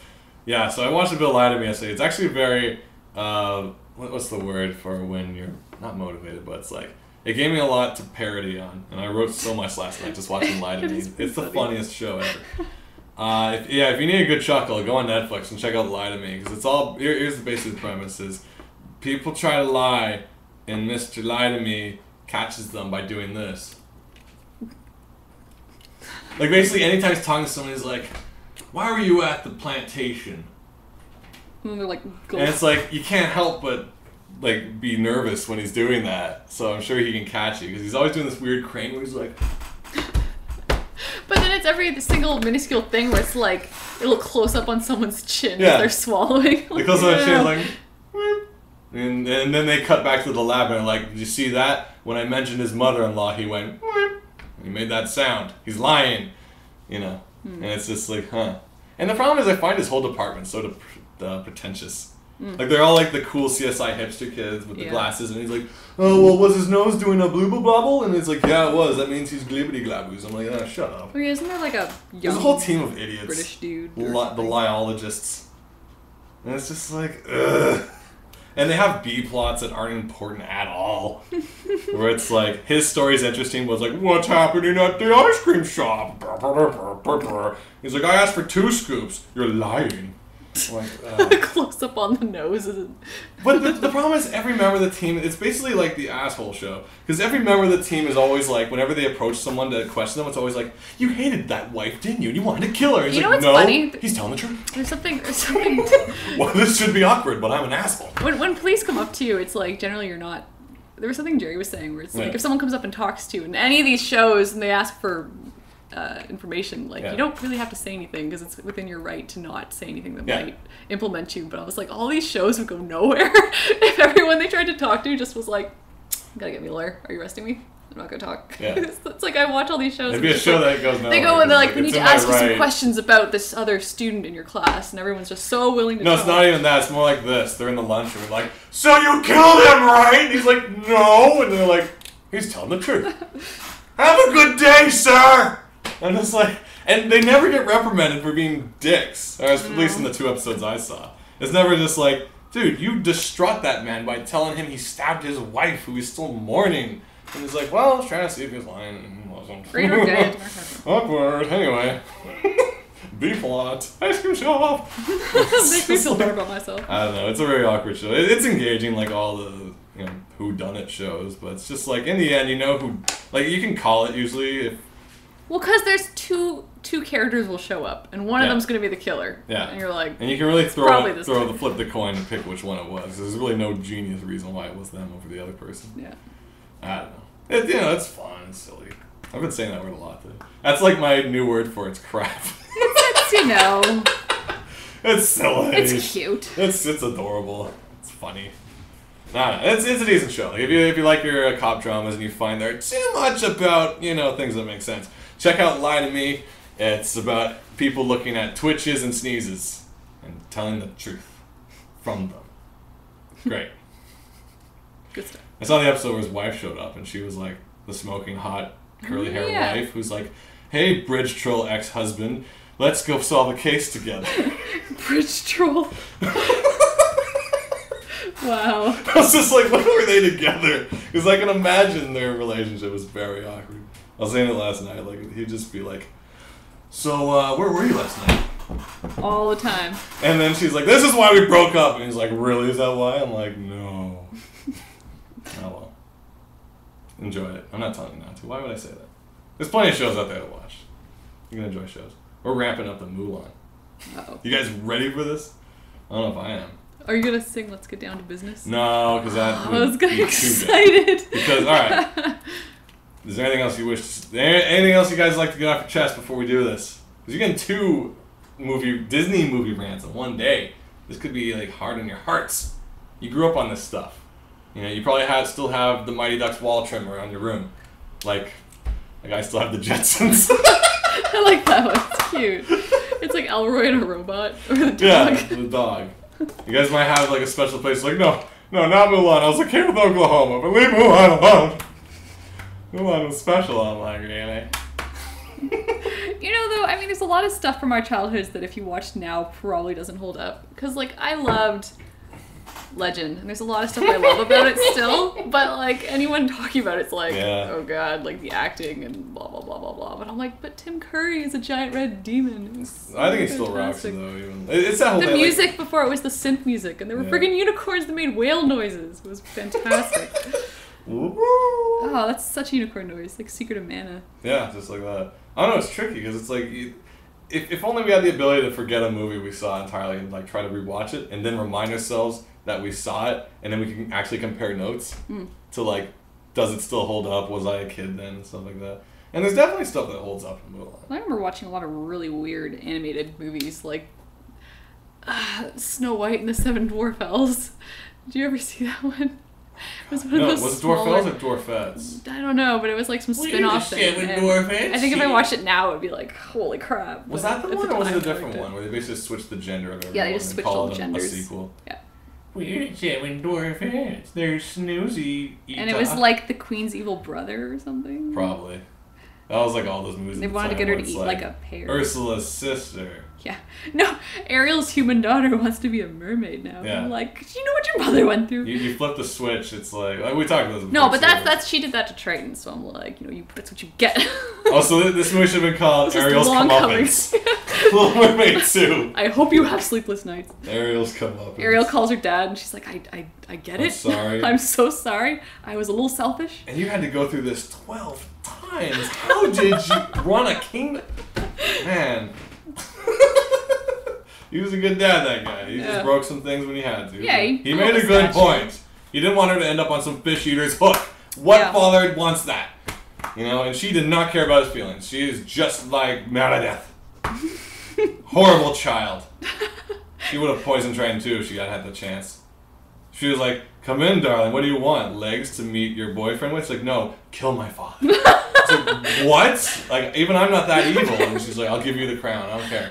Just kill Triton. Jesus Christ, what? Ursula's like, you're horrible. I didn't expect this. This is way above my head. Wow. I just want to turn him into a little vengeance. slug thing. Wow, this is going way too easy. Anyway, that didn't happen because Ariel had a bit of integrity. Yeah. She kind of felt bad. And I still cry when she goes, I love you, Daddy, at the end of the movie. Yeah, and he came up in the water and was like, we will walk, we will run. Yep. Didn't cry during Mulan. You didn't cry during Mulan? Not this time. Not this time. I don't think there are cry moments in Mulan. There could be, but there's a lot of holes. I don't know. Let's get into it. Alright. Alright, so Mulan. Let's get down to business. Let's get down to business and defeat the Huns. First question, Katie. Yeah. What was the name of the Huns' leader? Oh, Shan Yu. Next question. What was his plot? Take over China. Why? Because he's a Hun. Thank you. So, this movie I follows... right into your hands. Excellent. This was not scripted. So Mulan is a fascinating movie about bad guys are coming eventually to do something. And Mulan has to rise to stop them. Okay, but the Huns were like a big threat, I think, Yes. back in the day. So it's Why dealing were with... they threatening? Because they were raiding villages. And For what? Because they wanted to take over China. I don't know. They were just a danger. Good. So I think Good. Mulan's based on an old Yes. legend. So it's probably Sure didn't adapt it if that's the case. He just went with the maybe. Coles notes. Like, alright, so our villain's gonna take over China. And he's like, why? Enough with your questions, Charles! Why does anyone take over anything? Why? Why are you here? Leave the boarding room. Why? I don't know, This maybe guy. they don't have, maybe they're like... Right, Eisner? Up here. Maybe it's like they don't have homes, so they want to have a house in the Forbidden City. So Mulan. It's alright, let's go merits, because you can't say Mulan anything. has beautiful cinematography. It's got some great. gorgeous moments. It's got great characters. Wait, let's step back. Why did I say that? Great character designs. There you go. That's what I was looking for. Great character. Oh, jeez. Great character designs. I was gonna say great music, but I have to stop there too. There is some really pretty music. There wasn't there? There's some very pretty... There's some fun It's music. Sonic Fish Lunch says, enough, Charles! You sensible writer! Bring out of here! Just get out of here! What? Shaggy, if you want to know why the Huns invaded, you can give me history books. That's not what we're talking about. We're talking about plot in the movie. I don't need to say like, oh hey, Wachowski brothers, why was Agent Smith so angry? He's like, oh, if you check the Wikipedia, you'll find out. Mulan is like a 70. It has to be in the movie. They're bad dudes. This is like saying the extended Star Wars universe affects the main plot line. It doesn't. You were just talking about how kids need simple villains. No. Fighting ducks. No, but this is why I'm angry. Because you can have more complex villains. I didn't have a problem with Shan Yu. He's a raiding force. Yes. He's an enemy army leader. Yes. That exists in real life. Guy. There were people ruling things going gonna. around. He wasn't like a major thing. He was a threat, but he wasn't like... Let's talk about why he was a threat. So, basically, He's taking over villages with this band of 5 dudes. And we'll talk about 5 really mean guys were taking over China, and they had to stop it. Mulan showed up. Yeah. So basically, like, they really push how evil he is, because every scene they have some sort of catchphrase. He's got those awesome yellow eyes. Oh no, once again, the designs were great. I love his design, but he is tissue thin, man. I was gonna say some other jokes, but I'm gonna leave it at that. He basically shows up, and at the end of every one of the scenes, he has an evil catchphrase where it's like, "Now all of China knows you're here. Good, I'm ready for them." And the first time, I'm like, yeah, chills. But then every single time, he has a little quip where it's like, "How many delivery boys does it take to deliver a message?" He just scratches his tail. It's kind of cool. And he's like, "One." Yeah, it shows how evil they are. That's why you're he's like, nice. "Oh, he's evil again." The next scene, stopped. besides, the little girl who's innocent and really cute is missing her doll. We should personally bring it back to her. They're very simply showing the horrors of war. But the problem is, it's in a way that scene. doesn't just put it in front of your face, but shows you that this is like a really dangerous force that needs to be stopped. But that's all they are. Then maybe in life, But that's all he is, though. It's not about him. It's about her. He is there as a stereotypical bad guy. Reason. She don't have to get into why he wants to take over China. Well, he didn't have to it's not sing him. about it, but I just wanted at least something. Because basically they try to do it. So he finally shows up in China and grabs the cute emperor by the scruffy of his cute chin. And he's like, "By building your wall, you said stay out." And I said, "No." So here I am. Check it. Why does anybody invade anything? Well, usually because they want land. Yeah. Usually maybe resources, Yeah. maybe from past grievances that cultural atrocities occurred that maybe China did something to him. I don't know. Maybe. Never brought that up. Well, maybe it. Because I thought he had like a bit of humanity. There's that point. One of the greatest scenes in the movie is, of course, the big avalanche, and it was epic. It's an excellent scene. And then it gets really weird when someone's holding a horse up by the power of their thighs and a rope. Neither here nor there. Oh yeah, it's Mulan. Mulan's holding the horse. Mulan's thighs she's not. are clasping No. a horse. No. The rope is attached to the saddle, which is strung around the belly of the horse. The rope attached to a bow and arrow. That's really a nice thin rope. Okay. That one man is holding with his bare hands. Pulls a horse. Wait. A woman and a grown man. Wait, no. It's tied to the saddle. She's not holding a horse with her thighs. Okay, we'll give you that. No, it's so crazy. The rope is alright. So here we go. So they shoot an arrow at them. She ties it, shoots it back. He catches it, and then they're all getting dragged.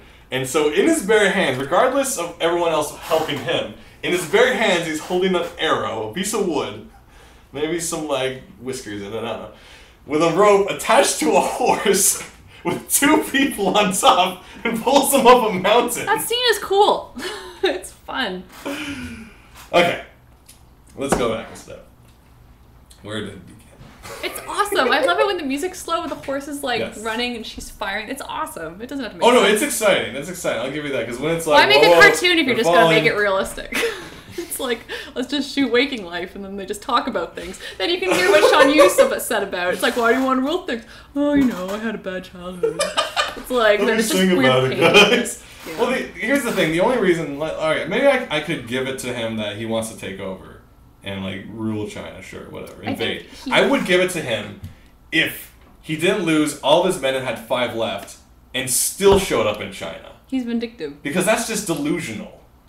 Because it's like, I thought it was cool when he was like, "Ah!" and he lost all his men. I'm like, wow, Mulan burned his biscuits. But then he still shows up with 5 guys. He's like, "We good? Alright, let's invade China now. Let's stick with the original plan. Nothing has changed. Nothing. Alright, we're worth 1,000 men." Well, and technically, in his mind, if they can get the Emperor, then... But it was just too much lunacy. I'm just like, up until now, he at least was strategic and sneaky, and now he's just like, "Bow to me!" And even if the Emperor did, he would have been like, "Okay, guys, let's go." See, I'm starting to think about reverse movies Check. now, where it's like the 3 sneaky characters go, like, Frodo, Sam, and Gollum are sneaking into Mordor to, like, put the little ring in the thing. Yeah, that always like, made a little bit of sense. It was stealth. It was crazy. These guys are going to show up and be like, as I pointed out, like, the parade could have taken them out. Well, If, like, a juggler lost a knife by accident, he could have killed 1/5 of the army that was remaining. The 5 guys. Or, like, it was just, like, it was just so bizarre, because I just felt like so... once again, super villainary of Mulan. This is something I have to ask that I totally remember. When, in Mulan, when the guys all dress up like, what is it, ugly concubines, and they're flirting with the evil guards. Which is mean, because they're saying it about Mulan, too. No, she was behind them. Okay, cool, because she had the fan. Horrible. No, Mulan's attractive, don't worry. Yeah, she's cute. She's adorable. Good. Let's go But back to like, some... were the bad guys kind of like distracted by that? 'Cause it's Yeah. like, why do you always get distracted by the dude? He's like, bro, I'm way into ugly concubines. wait. No idea. You go off with the pretty concubines, you know, have fun. Me, ugly. More ugly concubines for me, that's all I gotta say. Like, how do these guys even sneak in? It's like, okay. But you know, like, there's great stuff. Like, once again, the heart, let's talk about the heart again. The heart of the movie is Let's Get Down to Business, Defeat the Hun song. Because that's like, it's, you know, it is a montage, and some people Part are of the movie against is her trying to save her family. That song's the heart. But the heart of her story is... Because that's when she starts climbing and everyone sees her, and she's on top of throws the arrow down, and then even the leader dude, which I forget his name, is all like, yeah, we can do this. I'm like, yeah, we can. We want to climb the thing with Heart and the other rock, which was also Heart, probably. She's awesome, and I'm cool with that. What I'm not cool with is the synth rock music that takes place at the most inappropriate moments. Is it weird that I kind of like that in the theater? I didn't, because I was watching it now, and it's like, there's some really nice music in this movie. Some nice scores, like, it's like nice and epic. Yeah. But then it's like, she's like, in her mind, it's very cool, like, she sees through the curtains, and it's like the kind of sad flute music, and her dad is like, but why? I gotta go to war. And she's like, no. And then this is all done in silhouettes, and then that is it goes, really touching. You're like, oh, she's gonna do something. And then it goes, synth keyboard goes, gets turned on. It goes, it's kind of like a nice Lady Hawk moment. Where I know. What? Yeah. You're like, after all these years of like Nolan movies, and you're like kind of used to nice, heartwarming scores, and then it's just like, well, still got the. Okay. There's a gong. And it's like, oh, that was gonna be a powerful moment. Because it's cool, she's at the rock and covered in rain, it's a big dragon. That's actually a really beautiful scene. She cuts her hair. There's fantastic cinematography in the movie, as you said. Yeah, beautiful. And I actually saw recently some of the original concept art, and it was a lot more watercolory and stuff, and it couldn't really animate. I think there's a like lot that. of Hans Bacher and very beautiful stuff. Beautiful. But the synth rock kind of ruins it for me now. That stuff doesn't hold up. There's very few movies where go save your like, brother! Yeah. Like if a chorus was singing along, that's what it'd be like. Yeah. I'm just like, grrr. But then they pick it up with yeah, I was gonna say. And the horse goes, and they kick out. It yells. But there's like cool moments, like there's no vocals, and like she's like telling the horse to shut up, and it's all like kind of like whatever she's like audible-less, and it's like, and you're like, oh, okay, the horse figured it out. Disney's got a lot of smart horses. Disney has some of the best horses in existence. They like do. I know there was Road to El Dorado, but man, that horse from Tangled, that guy Maximus is pretty great. That's an amazing character. There you go. He's a solid kid. Disney, even go back to the Sleeping Beauty. The horses are awesome in all the movies. Like Disney's always had fun with horses. The one from Brave didn't talk. He's like, Meredith, what about your mother? Why aren't you thinking about your mom? So that was okay. So there's that. Tonally, the comedy is kind of hit or miss for me now. Or you don't like the Three Stooge dudes? It's well, no, not them. They're great. I enjoy them still. They're fine. I guess it's more the Mushu stuff is strange to me because how the comedy affects the plot is a problem to me. Because the biggest example of this for me is like Mushu and the cricket are basically always dicking around and I forgot about the cricket. Yeah, he wasn't. I don't know. The main problem I have, this scene even bothered me back then because it felt kind of unnecessary and weird. Going back to the showstopper moment in the movie, the friggin' avalanche moment. Oh yeah. What precedes that scene, like the scene just ended. The previous scene was they were like in the sad town and the doll. That was a really good And scene. she puts the doll down and we're all sad. And he's got the sword and his keys flying. And a wide shot. I just got chills seeing that in my brain. Sickles. Yeah. Wow. That was epic because it was this wide shot. He's in the bottom left corner and you barely hear the sword pull out and he puts it down and you're like, I'm getting chills. Jeez. It's good. Wow. It was such a good scene. He's honoring the army and then she puts the little doll inside the sword. And it's a very sad scene. Follows it. The scene that precedes it. Wait, precedes or comes follows? right before. Oh. It's really awkward because it was cute. It was a song. It was a girl worth fighting Yeah, so it's really cute and happy. I'll have her paler than the moon. Yeah. I'll have her look like a girl. Yeah.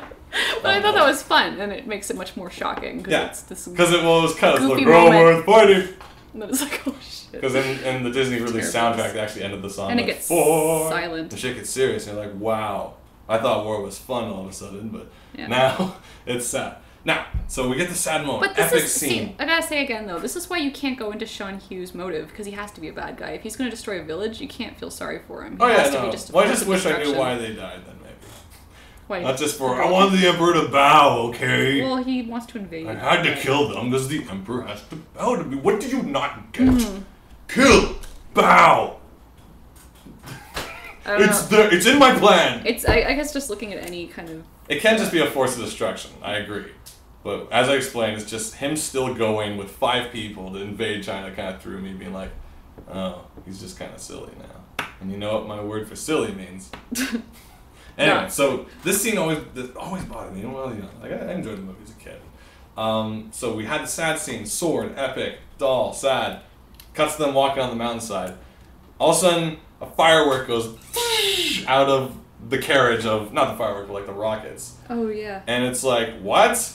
And it's kind of interesting because it was dead quiet, and then that just happens. It kind of breaks you out of it. And I guess that's kind of like the motive of it. But then it cuts to like Mushu and the cricket, and he's like, he did it. He just like killed, like, and just then, got them all well, murdered. not even that. And then Mulan does this kind of like Mushu face. Like, it's not even like, holy fuck, what have you done? She's like, we've given away our Mushu. everything. And then the leader guy yells at Mulan, and it doesn't even make sense that he does, because she was pulling a horse in front of a carriage where a firework in the back went off. And he's like, what are you doing? You gave away our position! And then he gets hit with an arrow, and you're just like, tonally, too many things happen right there. It was like, oh my god, this is tragic. Firework! Mushu. Holy shit, they're under attack! Yeah. And it's just like this isn't even me like pulling some English class back. I'm just like, what just happened? Like, too many emotional levels just happened in one spot. And I don't know, like, I can say, well, it's like great confusion of war. Sometimes you laugh and then... I was actually going to say that. I was going to say it's supposed to throw you off. But I just feel like it was always unsettling. I liked the single firework in the quiet going off, because it was kind of like foreboding and cool. But then it's like, jokes, and then, whoa! To which... Too many things don't make sense in that scene, because I still feel he had no reason to blame her. He could have been like, oh shit, a firework went off! Just losing. It gave away our position! Wow. Because that also taints later on when you'd be like, you saved my life, Mulan, thanks. But you did set off that firework, and for that I have to cut off your head.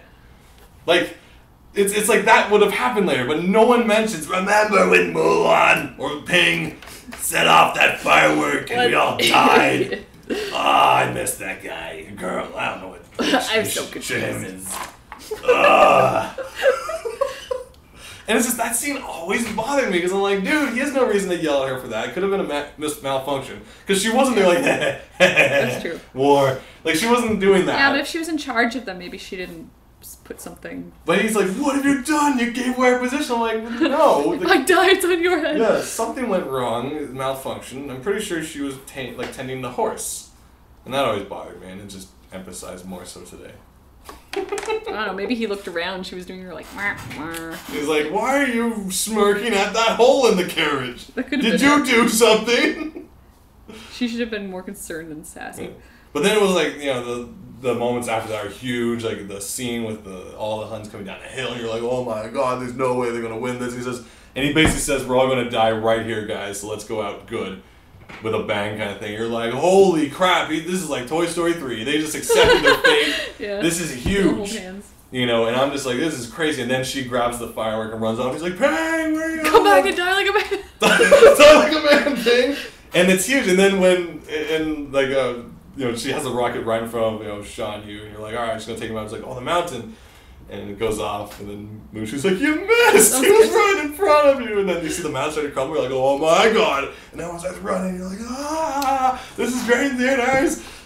Yeah, it was exciting. And that all leads up to, like, her getting caught, and then it's revealed that she's a woman, and jerk guy wants her killed, and you're like, oh, shit got serious again, but this time it's deep, yo! And he lets her go, and you're like, wow, that was heavy. Yeah. Yeah. There's good stuff. No, there is good stuff. I'm telling you there's good stuff. It's just, there's a bunch of things that stick out to me, and I'm just like, that's awkward. And the problem with weird. the feature film sometimes though is that you're cramming a lot into like 70 minutes, so it's like tonally things might get I think a little, that's like I found that with Hercules where I was like, man, this Oh, is really? really fast. Yeah. Because I was watching that recently, just like things just kind of go, and that's fine because you're telling the story, but I was just like, blah, like it's just super speedy. I think it's almost like unconsciously that the tonal changes are bothering me, because like there's a lot of examples, like the grandmother character kind of keeps jumping around between being a golden girl who's like, can you stay forever, you hot slice of man, to ancestors, please watch our family. I'm like, all right, is she Yoda? You can't be both. Is she you Yoda can't pray or is she and be funny. But she's like, ancestors, and bring me a sweet piece of ass. oh, while you're at it. Like she's concerned. But it's just kind of like tonally a lot of weird stuff jumps around like that. Like the other thing that I didn't think would bother me kind of did. It's like when Sean Yu gets like, let's say at Disney, killed with explosives in his internals, and anyway, and like he gets shot into a building full of fireworks basically, and then instead of people just being like it's over, friggin' Mushu's like laughing his balls off that he just committed murder. Yeah. And I'm like, this didn't bother me before. Am I just a prude now? I think I had that problem with It's like, ah! Did you see him die? Yeah. Tangled was kind of like that too, where the chameleon pushes Mother Gothel. I was like, I think's a murderer. And the chameleon's like, high five everyone, high five, no. Because it does this little side look and then it's like dead. Like the little Bugs Bunny like. And technically she was aging, so it wasn't like... Oh yeah, the fall didn't kill her, it was just the wind. The years did. The years got to her eventually. Before the ground did. I don't know, it's just Mulan is tonally weird. Stuff jumps around quite a bit at weird spots, and that just got distracting to me. But there's great stuff, like the matchmaker stuff with the mustache is great. Her trying to hide while taking a bath is great. She's fun. like, I never want to see another naked man. And then this whole like army of naked guys run by. I remember being really thrilled with that as a kid because I was like, this is crazy. You're seeing this in a Disney movie. Naked dudes. Well, because it reminded me kind of like not the naked dudes, but it kind of reminded me of like the anime, like you were saying with the bathhouses and stuff. Where it was just a little more kind like Ranma comedy. Awkward, like oh my gosh, and it's such a moment where she's just like there's these dudes and she's gonna be caught any second, and it's kind of funny, but it's not tense, but it should be tense because she doesn't want to be discovered. But these are nice dudes, but still you're like like the guy's standing on top of the rock. King of the rock. There's nothing you can do about it. It's just like let's all just close our eyes and walk away. I wish I could close our eyes. There's great stuff in it. I'm not gonna lie. Okay, the final thing that bothered me, of course, if you know any movie I watch, I really hate when it ends with, now let's all sing a song, a popular tune kind of thing. That never happened. Yeah, it did. No. Mulan ended with, hit it, cricket! And then the cricket starts hitting drums. Damn, it did. And then this pop song starts, and all the like ancient Chinese ghosts start partying. I forgot about that. And then it's like, no, could we not end with dignity? And this was actually kind of the beginning of all that too, actually. This was, like, it wasn't like at the end of Beauty and the Beast. He's like, Belle, I'm human again. Hit it, Cogsworth! I'm like, that didn't really happen. And it's kind of like tonally, once again, that pulls you out, where it's just like, first of all, now I got way too technical with this when I watched it recently. I'm just like, first of all, the cricket at no point indicated that he was into music or knew how to play the drums. But it's just, let's play the drums now. I'm just like, he's cool, I don't know. Because he had sunglasses on, that did make him a lot cooler.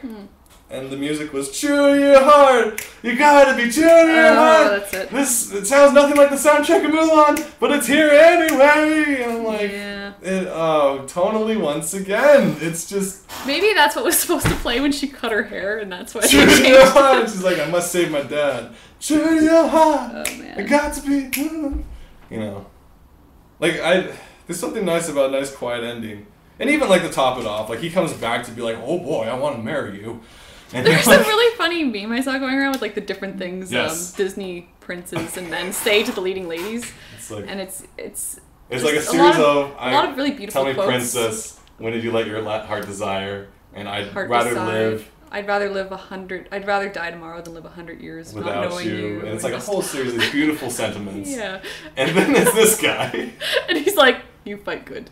You fight good. Which I think is really cute. Yeah, this is adorable. But then he comes back and they like get together, I guess. But it's like there's something subtle about movies like the end of many Miyazaki films, especially Mononoke, where it's just they go their separate ways. Yeah. And you're like, wow. Like There's something really cute about do you want to stay for dinner? Because it doesn't say a whole lot. I guess. But it's like, from all the craziness they've been through, it's like, let's sit down for a nice meal and just have a quiet. But sometimes, like, I don't know, not enough of those movies ever do the kind of, like, goodbye. The where sad that's ending. kind of nice and sad, but it's like, they did save China from 5 men. With our army of 5 men. With our army of That's what I like ugly too, that concubines. it's like... This is a story that will be told so again. Like, yeah, I guess they lose all their army, because it's like there's a whole bunch of dudes singing the What Are We Fighting For song, and then it's just like 6 of them. Well, there's a couple extras who made it through the mountain. Yeah. Well, not all of them. But like, they're gonna go fight these Hun armies, and there's like 12 of them. And they have them. Although I guess they're gonna go meet up with the bigger army. And there's a heartwarming moment where he's like, "Look, Dad, I brought you the Hun leader's sword and the medal from the Emperor, and are you happy about me now that I?" He's like, "I just want you to." Am I still embarrassing you? And he's like, "Oh, my greatest honor is having you as a daughter." I'm like, wait a minute, you said something heartwarming before you chewed her out the last time. Yeah. Because it was just like, wait for it. When she failed the matchmaker, he's like, "Look at all these blossoms, but look, that one didn't bloom. But I'm sure it's going to be beautiful." Heartwarming moment. Then 5 seconds later, he's like, "Daughter, you dishonor me." Because she spoke out in front of an official. He's like, "Dad, remember 5 seconds Because ago?" essentially he's like, "I am the man who provides for this family," and then the soldier comes and goes, "Hey man, you must be a man." She's like, "My dad's weak and feeble! Don't send him to war! Look at his skinny legs!" Like, that's kind of upsetting. Walk across the bedroom without tripping. I can see him being a little upset. Yeah. But it was just, couldn't she just be like, "Dad, remember that thing about the flowers? You just Yeah, but like, it's like she embarrassed him in front of like an official army. No, and he doesn't have a choice. He has to go anyway, so all she's doing is making it awkward when he shows up at the army. Never mind him showing up at this army of wackadoos. Yeah, he shows up at the army and it's like, "I heard your daughter defended you." Yeah, look at him, he's old. Like, yeah. You know, Like you put them all in the same situations. Like. Yeah, he'd be singing, "Who is that girl I see you?" It's a very different movie. A different movie. Or they did the dad test audience. went to war instead of her. Yeah. Oh no. He wouldn't have made it out of that avalanche. I'm just going to call it now. Yeah, no. But no, I don't complain about that moment. I just thought it was kind of funny. Mulan hadn't gone, Sean Hugh would have been able to steal the Emperor. Yeah, there you go. He would have bowed. Yeah, and then that would have been it. Yeah. All 5 of them would be in charge. The thing I think you have to understand too is, and I don't know the exact history at the time, but like I think the Emperor of China would have been considered very much like a deity. Yeah. So if you have the god of your country bow to you, that's pretty much like a very big symbol of something. So it's more than just, "I'm going to get the Emperor bow to me." It's like, this is kind of your representation of your god in a man that I have just made submit to me. I just guess that importance wasn't really conveyed through the movie and like being unaware of certain historical. Well, because I remember it was always like when he bows to Mulan, Dad's like, "That would never happen." There's a lot of people complaining about some of the stuff in that movie where it's just like that. First of all, the Emperor wouldn't be like, "Don't put guards around me, protect my people." It's like, bring all the guards, your strongest men, line them up outside my door, and don't let anyone in. Get some women and children around so that they can like super protect me. And bring food and wine. It's like, the historians had their day with it. Yeah. And I can understand. A family-friendly story. Yes, where we laugh at death in the face. Dude, what? Anyway, that was just some of the stuff that's like I still enjoy it. Yeah. It's just if I can get in there with a little editing tool. Well, I mean, there's a lot of movies that cut a couple things. A lot of times, though, it's you do the best you can with the deadline, because you can't just keep finessing something for 3 years. We just had to get it out. No, but I think most movies, it's like you do the best you can within this has to come out by April of this year. Yeah. So. And there's like so many hands. Like every other scene is directed by like another like storyboard artist. It's just kind of like sometimes it's kind of tricky to make it all totally the same unless there's like. That's the work of the director though Maybe. To keep the tonals going. I think I liked it. I liked it. Oh, yeah, no, I didn't. I did not say I did not enjoy it. I feel like maybe it's a movie that didn't necessarily want to have a lot of slapstick, but that's something that gets added because that's something that kind of like the original Emperor's New Groove. That totally went off the rails, though. There's something under the sun. Yeah. Kingdom Under the Sun? Empire Under the Sun? Something like that. Yeah. Whole different story. It was originally a very serious... Yeah, it had a Sting soundtrack. It was a Prince and the Pauper kind of movie. Yeah, it was a Prince and the Pauper with a bit of Emperor's where Pacha's character looked just like Kuzco. And they switch roles. Yeah, which is strange that they do that because they had Mickey Mouse. Yeah, Was there a reason? This is a comic book slap. Mulan's father never looked for her. Well, he was old. Yeah. Bad hip. Well, no. Remember what he said? He's like, "You got to stop her," and he's like, "If I reveal her, No, she'll be killed. She'll be killed. You gotta get her." He's like, "If I reveal her, she will be." I'm like, "Oh shit!" Because you gotta remember the time. He does come running out, and he falls on his cane, and the door is open. Yes, that was good too. And it's just like this moment. There was the flower on the comb and the door, and you're like, "Oh balls." Yeah, because he was holding it, and then it falls. And that's all you need to know. Like, the and armor's the gone. The image is really... Yeah, I'm getting chills. Yeah. Like, that's really There was cool really imagery. good setups in that movie. Like, it's huge. And, like, because she would have been killed, because when she was revealed to be a woman, he's like, "A woman!" He's like, "Yeah, you know our laws." I'm like, what? Like, any woman who saves us all from the Huns must die! It's right here, bylaw section. Well, who are we to argue with tradition? So let's just go to town with this one. Yeah. But then he did it because he's like a life for a life. I'm like, I think you owe her a bit more than that. She saved a lot of purple. Yeah, you all owe me a lot. But I know we're all thinking that. We're just not going to say it. But no, that was basically the reason for that. So that was covered up good. Don't worry.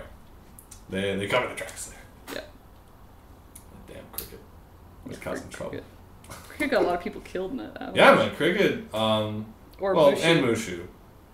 Many people died because of their jokes. Yeah. But So you can call that the funniest joke of all. If tragedy in time. Joke of life.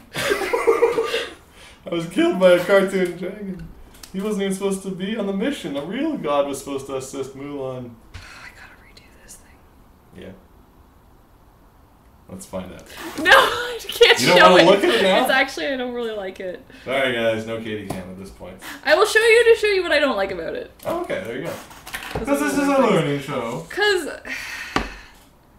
Yeah, it looks like he's skipping rope. Oh yeah, it did look like that. And I left, there wasn't enough room on the paper, so I made his legs kind of bunch up. That's why it looks Now like just he's looks skipping. He's got bent knees. He's got a like, really serious expression, and he's skipping rope, and I got distracted. So this is a test run. Feels good to draw on paper again. This leg is not making sense either. This fist is not working so good.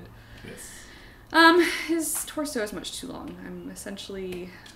Yeah, I should have reworked this better. But, you know, it's A for effort, right? There you go. Yeah. That's why you gotta keep drawing. Felt nice not to draw on a Cintiq for once. See? You gotta get away from the slanty, glowy screen. I think it's the problem, though, with the Cintiq. I'm used to just selecting and moving things around and manipulating. So I'm losing just the ability to just draw correctly the first time. I like the one. You can do like a whole page on one go and call it final. Yeah, no, I used to do that as a kid, but... Yeah, when I look at them and they're terrible, but at the time I was like, I'm a genius. Alright. Gene sent me a link to some things. Disney direct-to-DVD film, British comedy connects his failed relationships. British comedian connects his failed relationships to Disney direct-to-DVD films.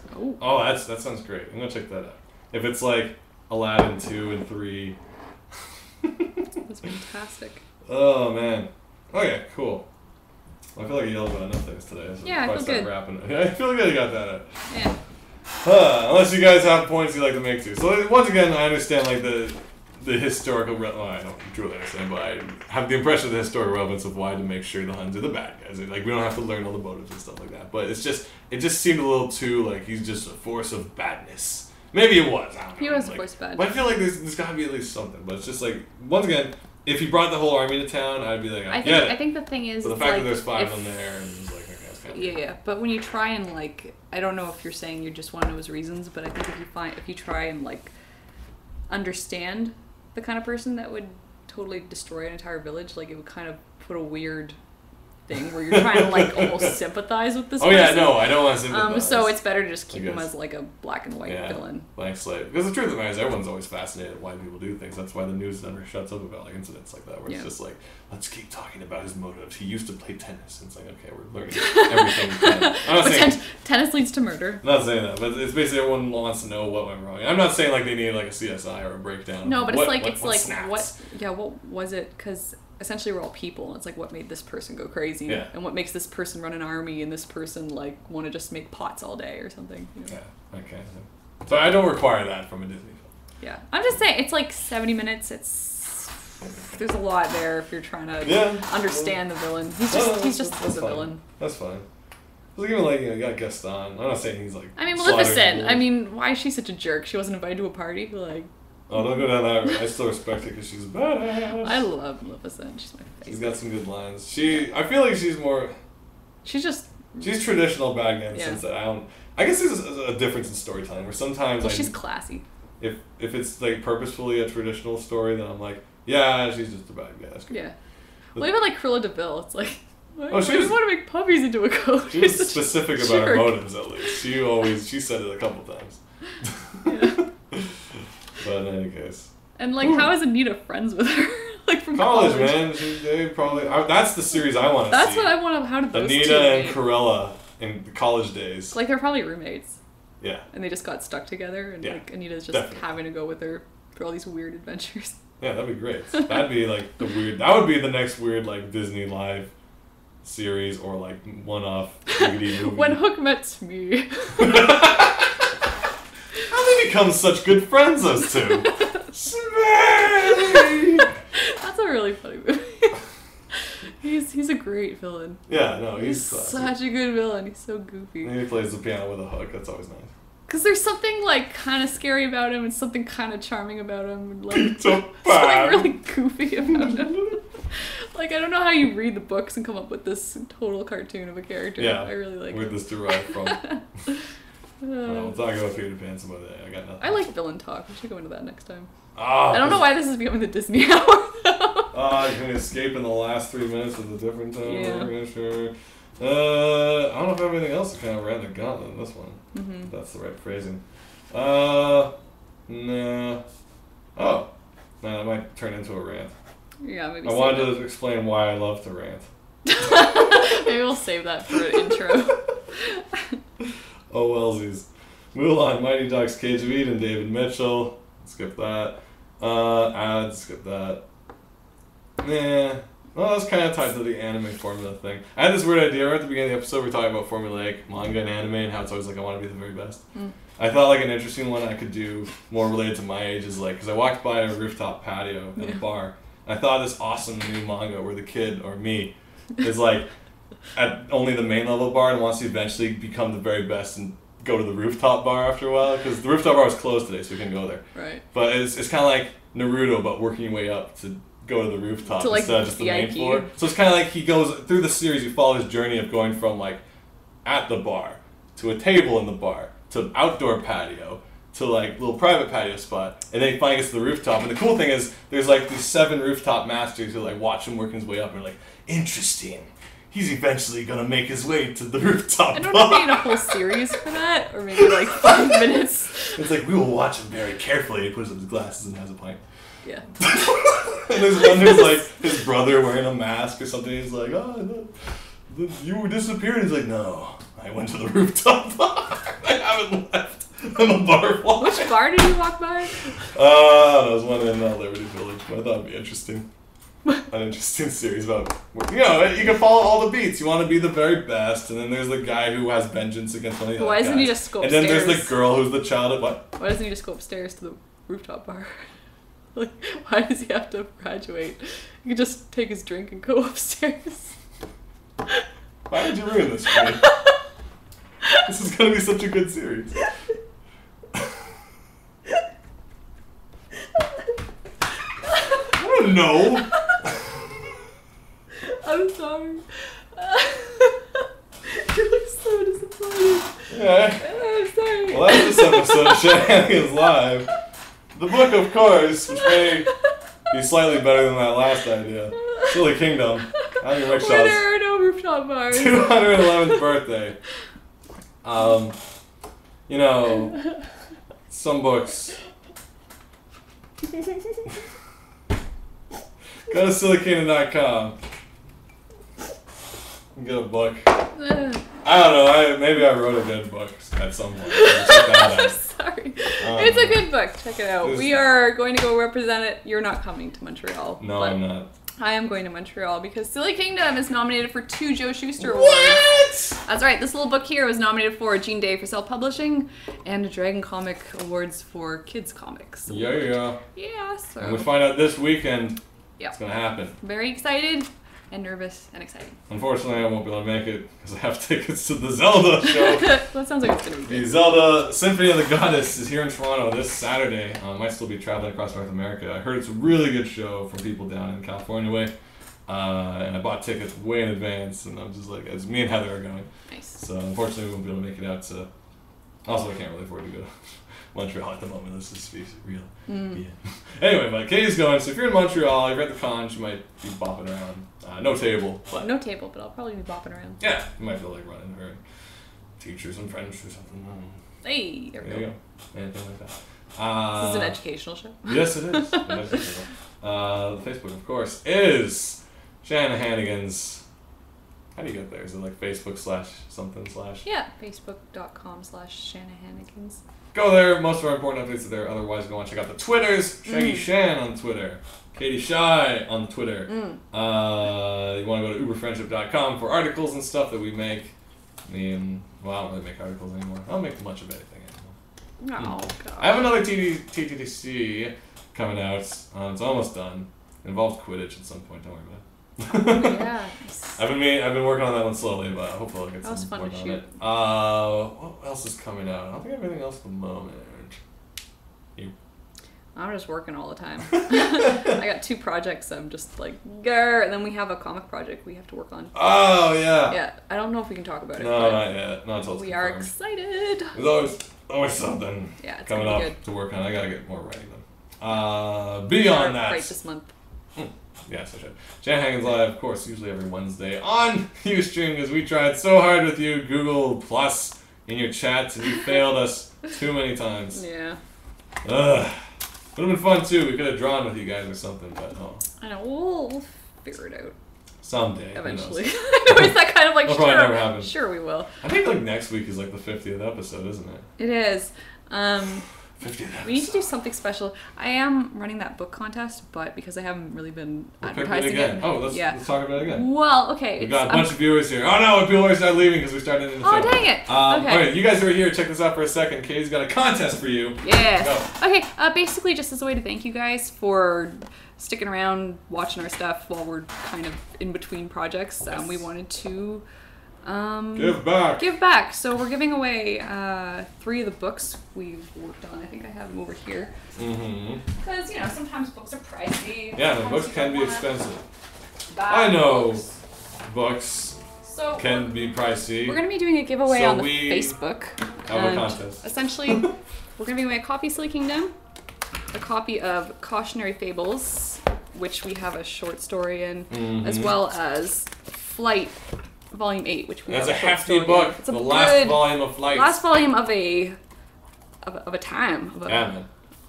kind of a This It's baby legacy is of the what Flight got us to series. bring Comic-Con, so yeah.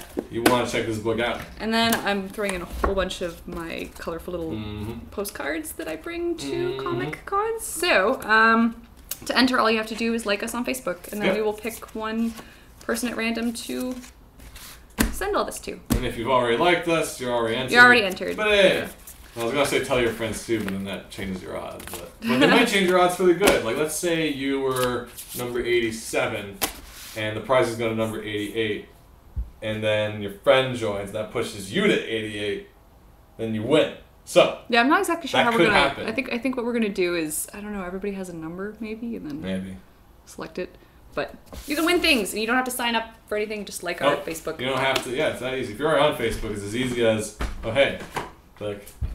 And we're trying to get you all on Facebook just because Right now, that's it's the the best easiest place. way to see what we're up to. Yeah. Because Twitter's so infrequent and Yeah, unless you're like intentionally looking for stuff you did. yeah. So check that out. Sign up for that contest by clicking like on the Facebook. If you already did, you're already good to go. Otherwise, Shannon Hagen's Live is every Wednesday, usually 7:30 if we're all done. Yes. If not, 9 o'clock. Hopefully, if I'm late from work and stuff. Yeah. Otherwise, keep an eye on the Facebook and the Twitters. That's how you know what we're up to. You can also check out the Tumblrs. Look up Shaggy Shan or Shaggy's Mind Sauce, whichever's easier. You update a lot on that. I do like a night just blanket cover everyone with videos and stuff at night and pictures I find. So if you think that's interesting, check that out. That's on Glitch Lab is convinced of winning. So I will win. Excellent. We shall see. So everyone join that contest. Otherwise, I'm done. I'm done. I probably have to do some more storyboards. I gotta do a voice recording. I've been yelling all night. Give me some tea. Okay. I got some nice teas. Cool. We'll see you guys next week. Otherwise, at the Comic-Con in Montreal. Yeah. See you in Montreal. To everyone in Montreal. Cheers.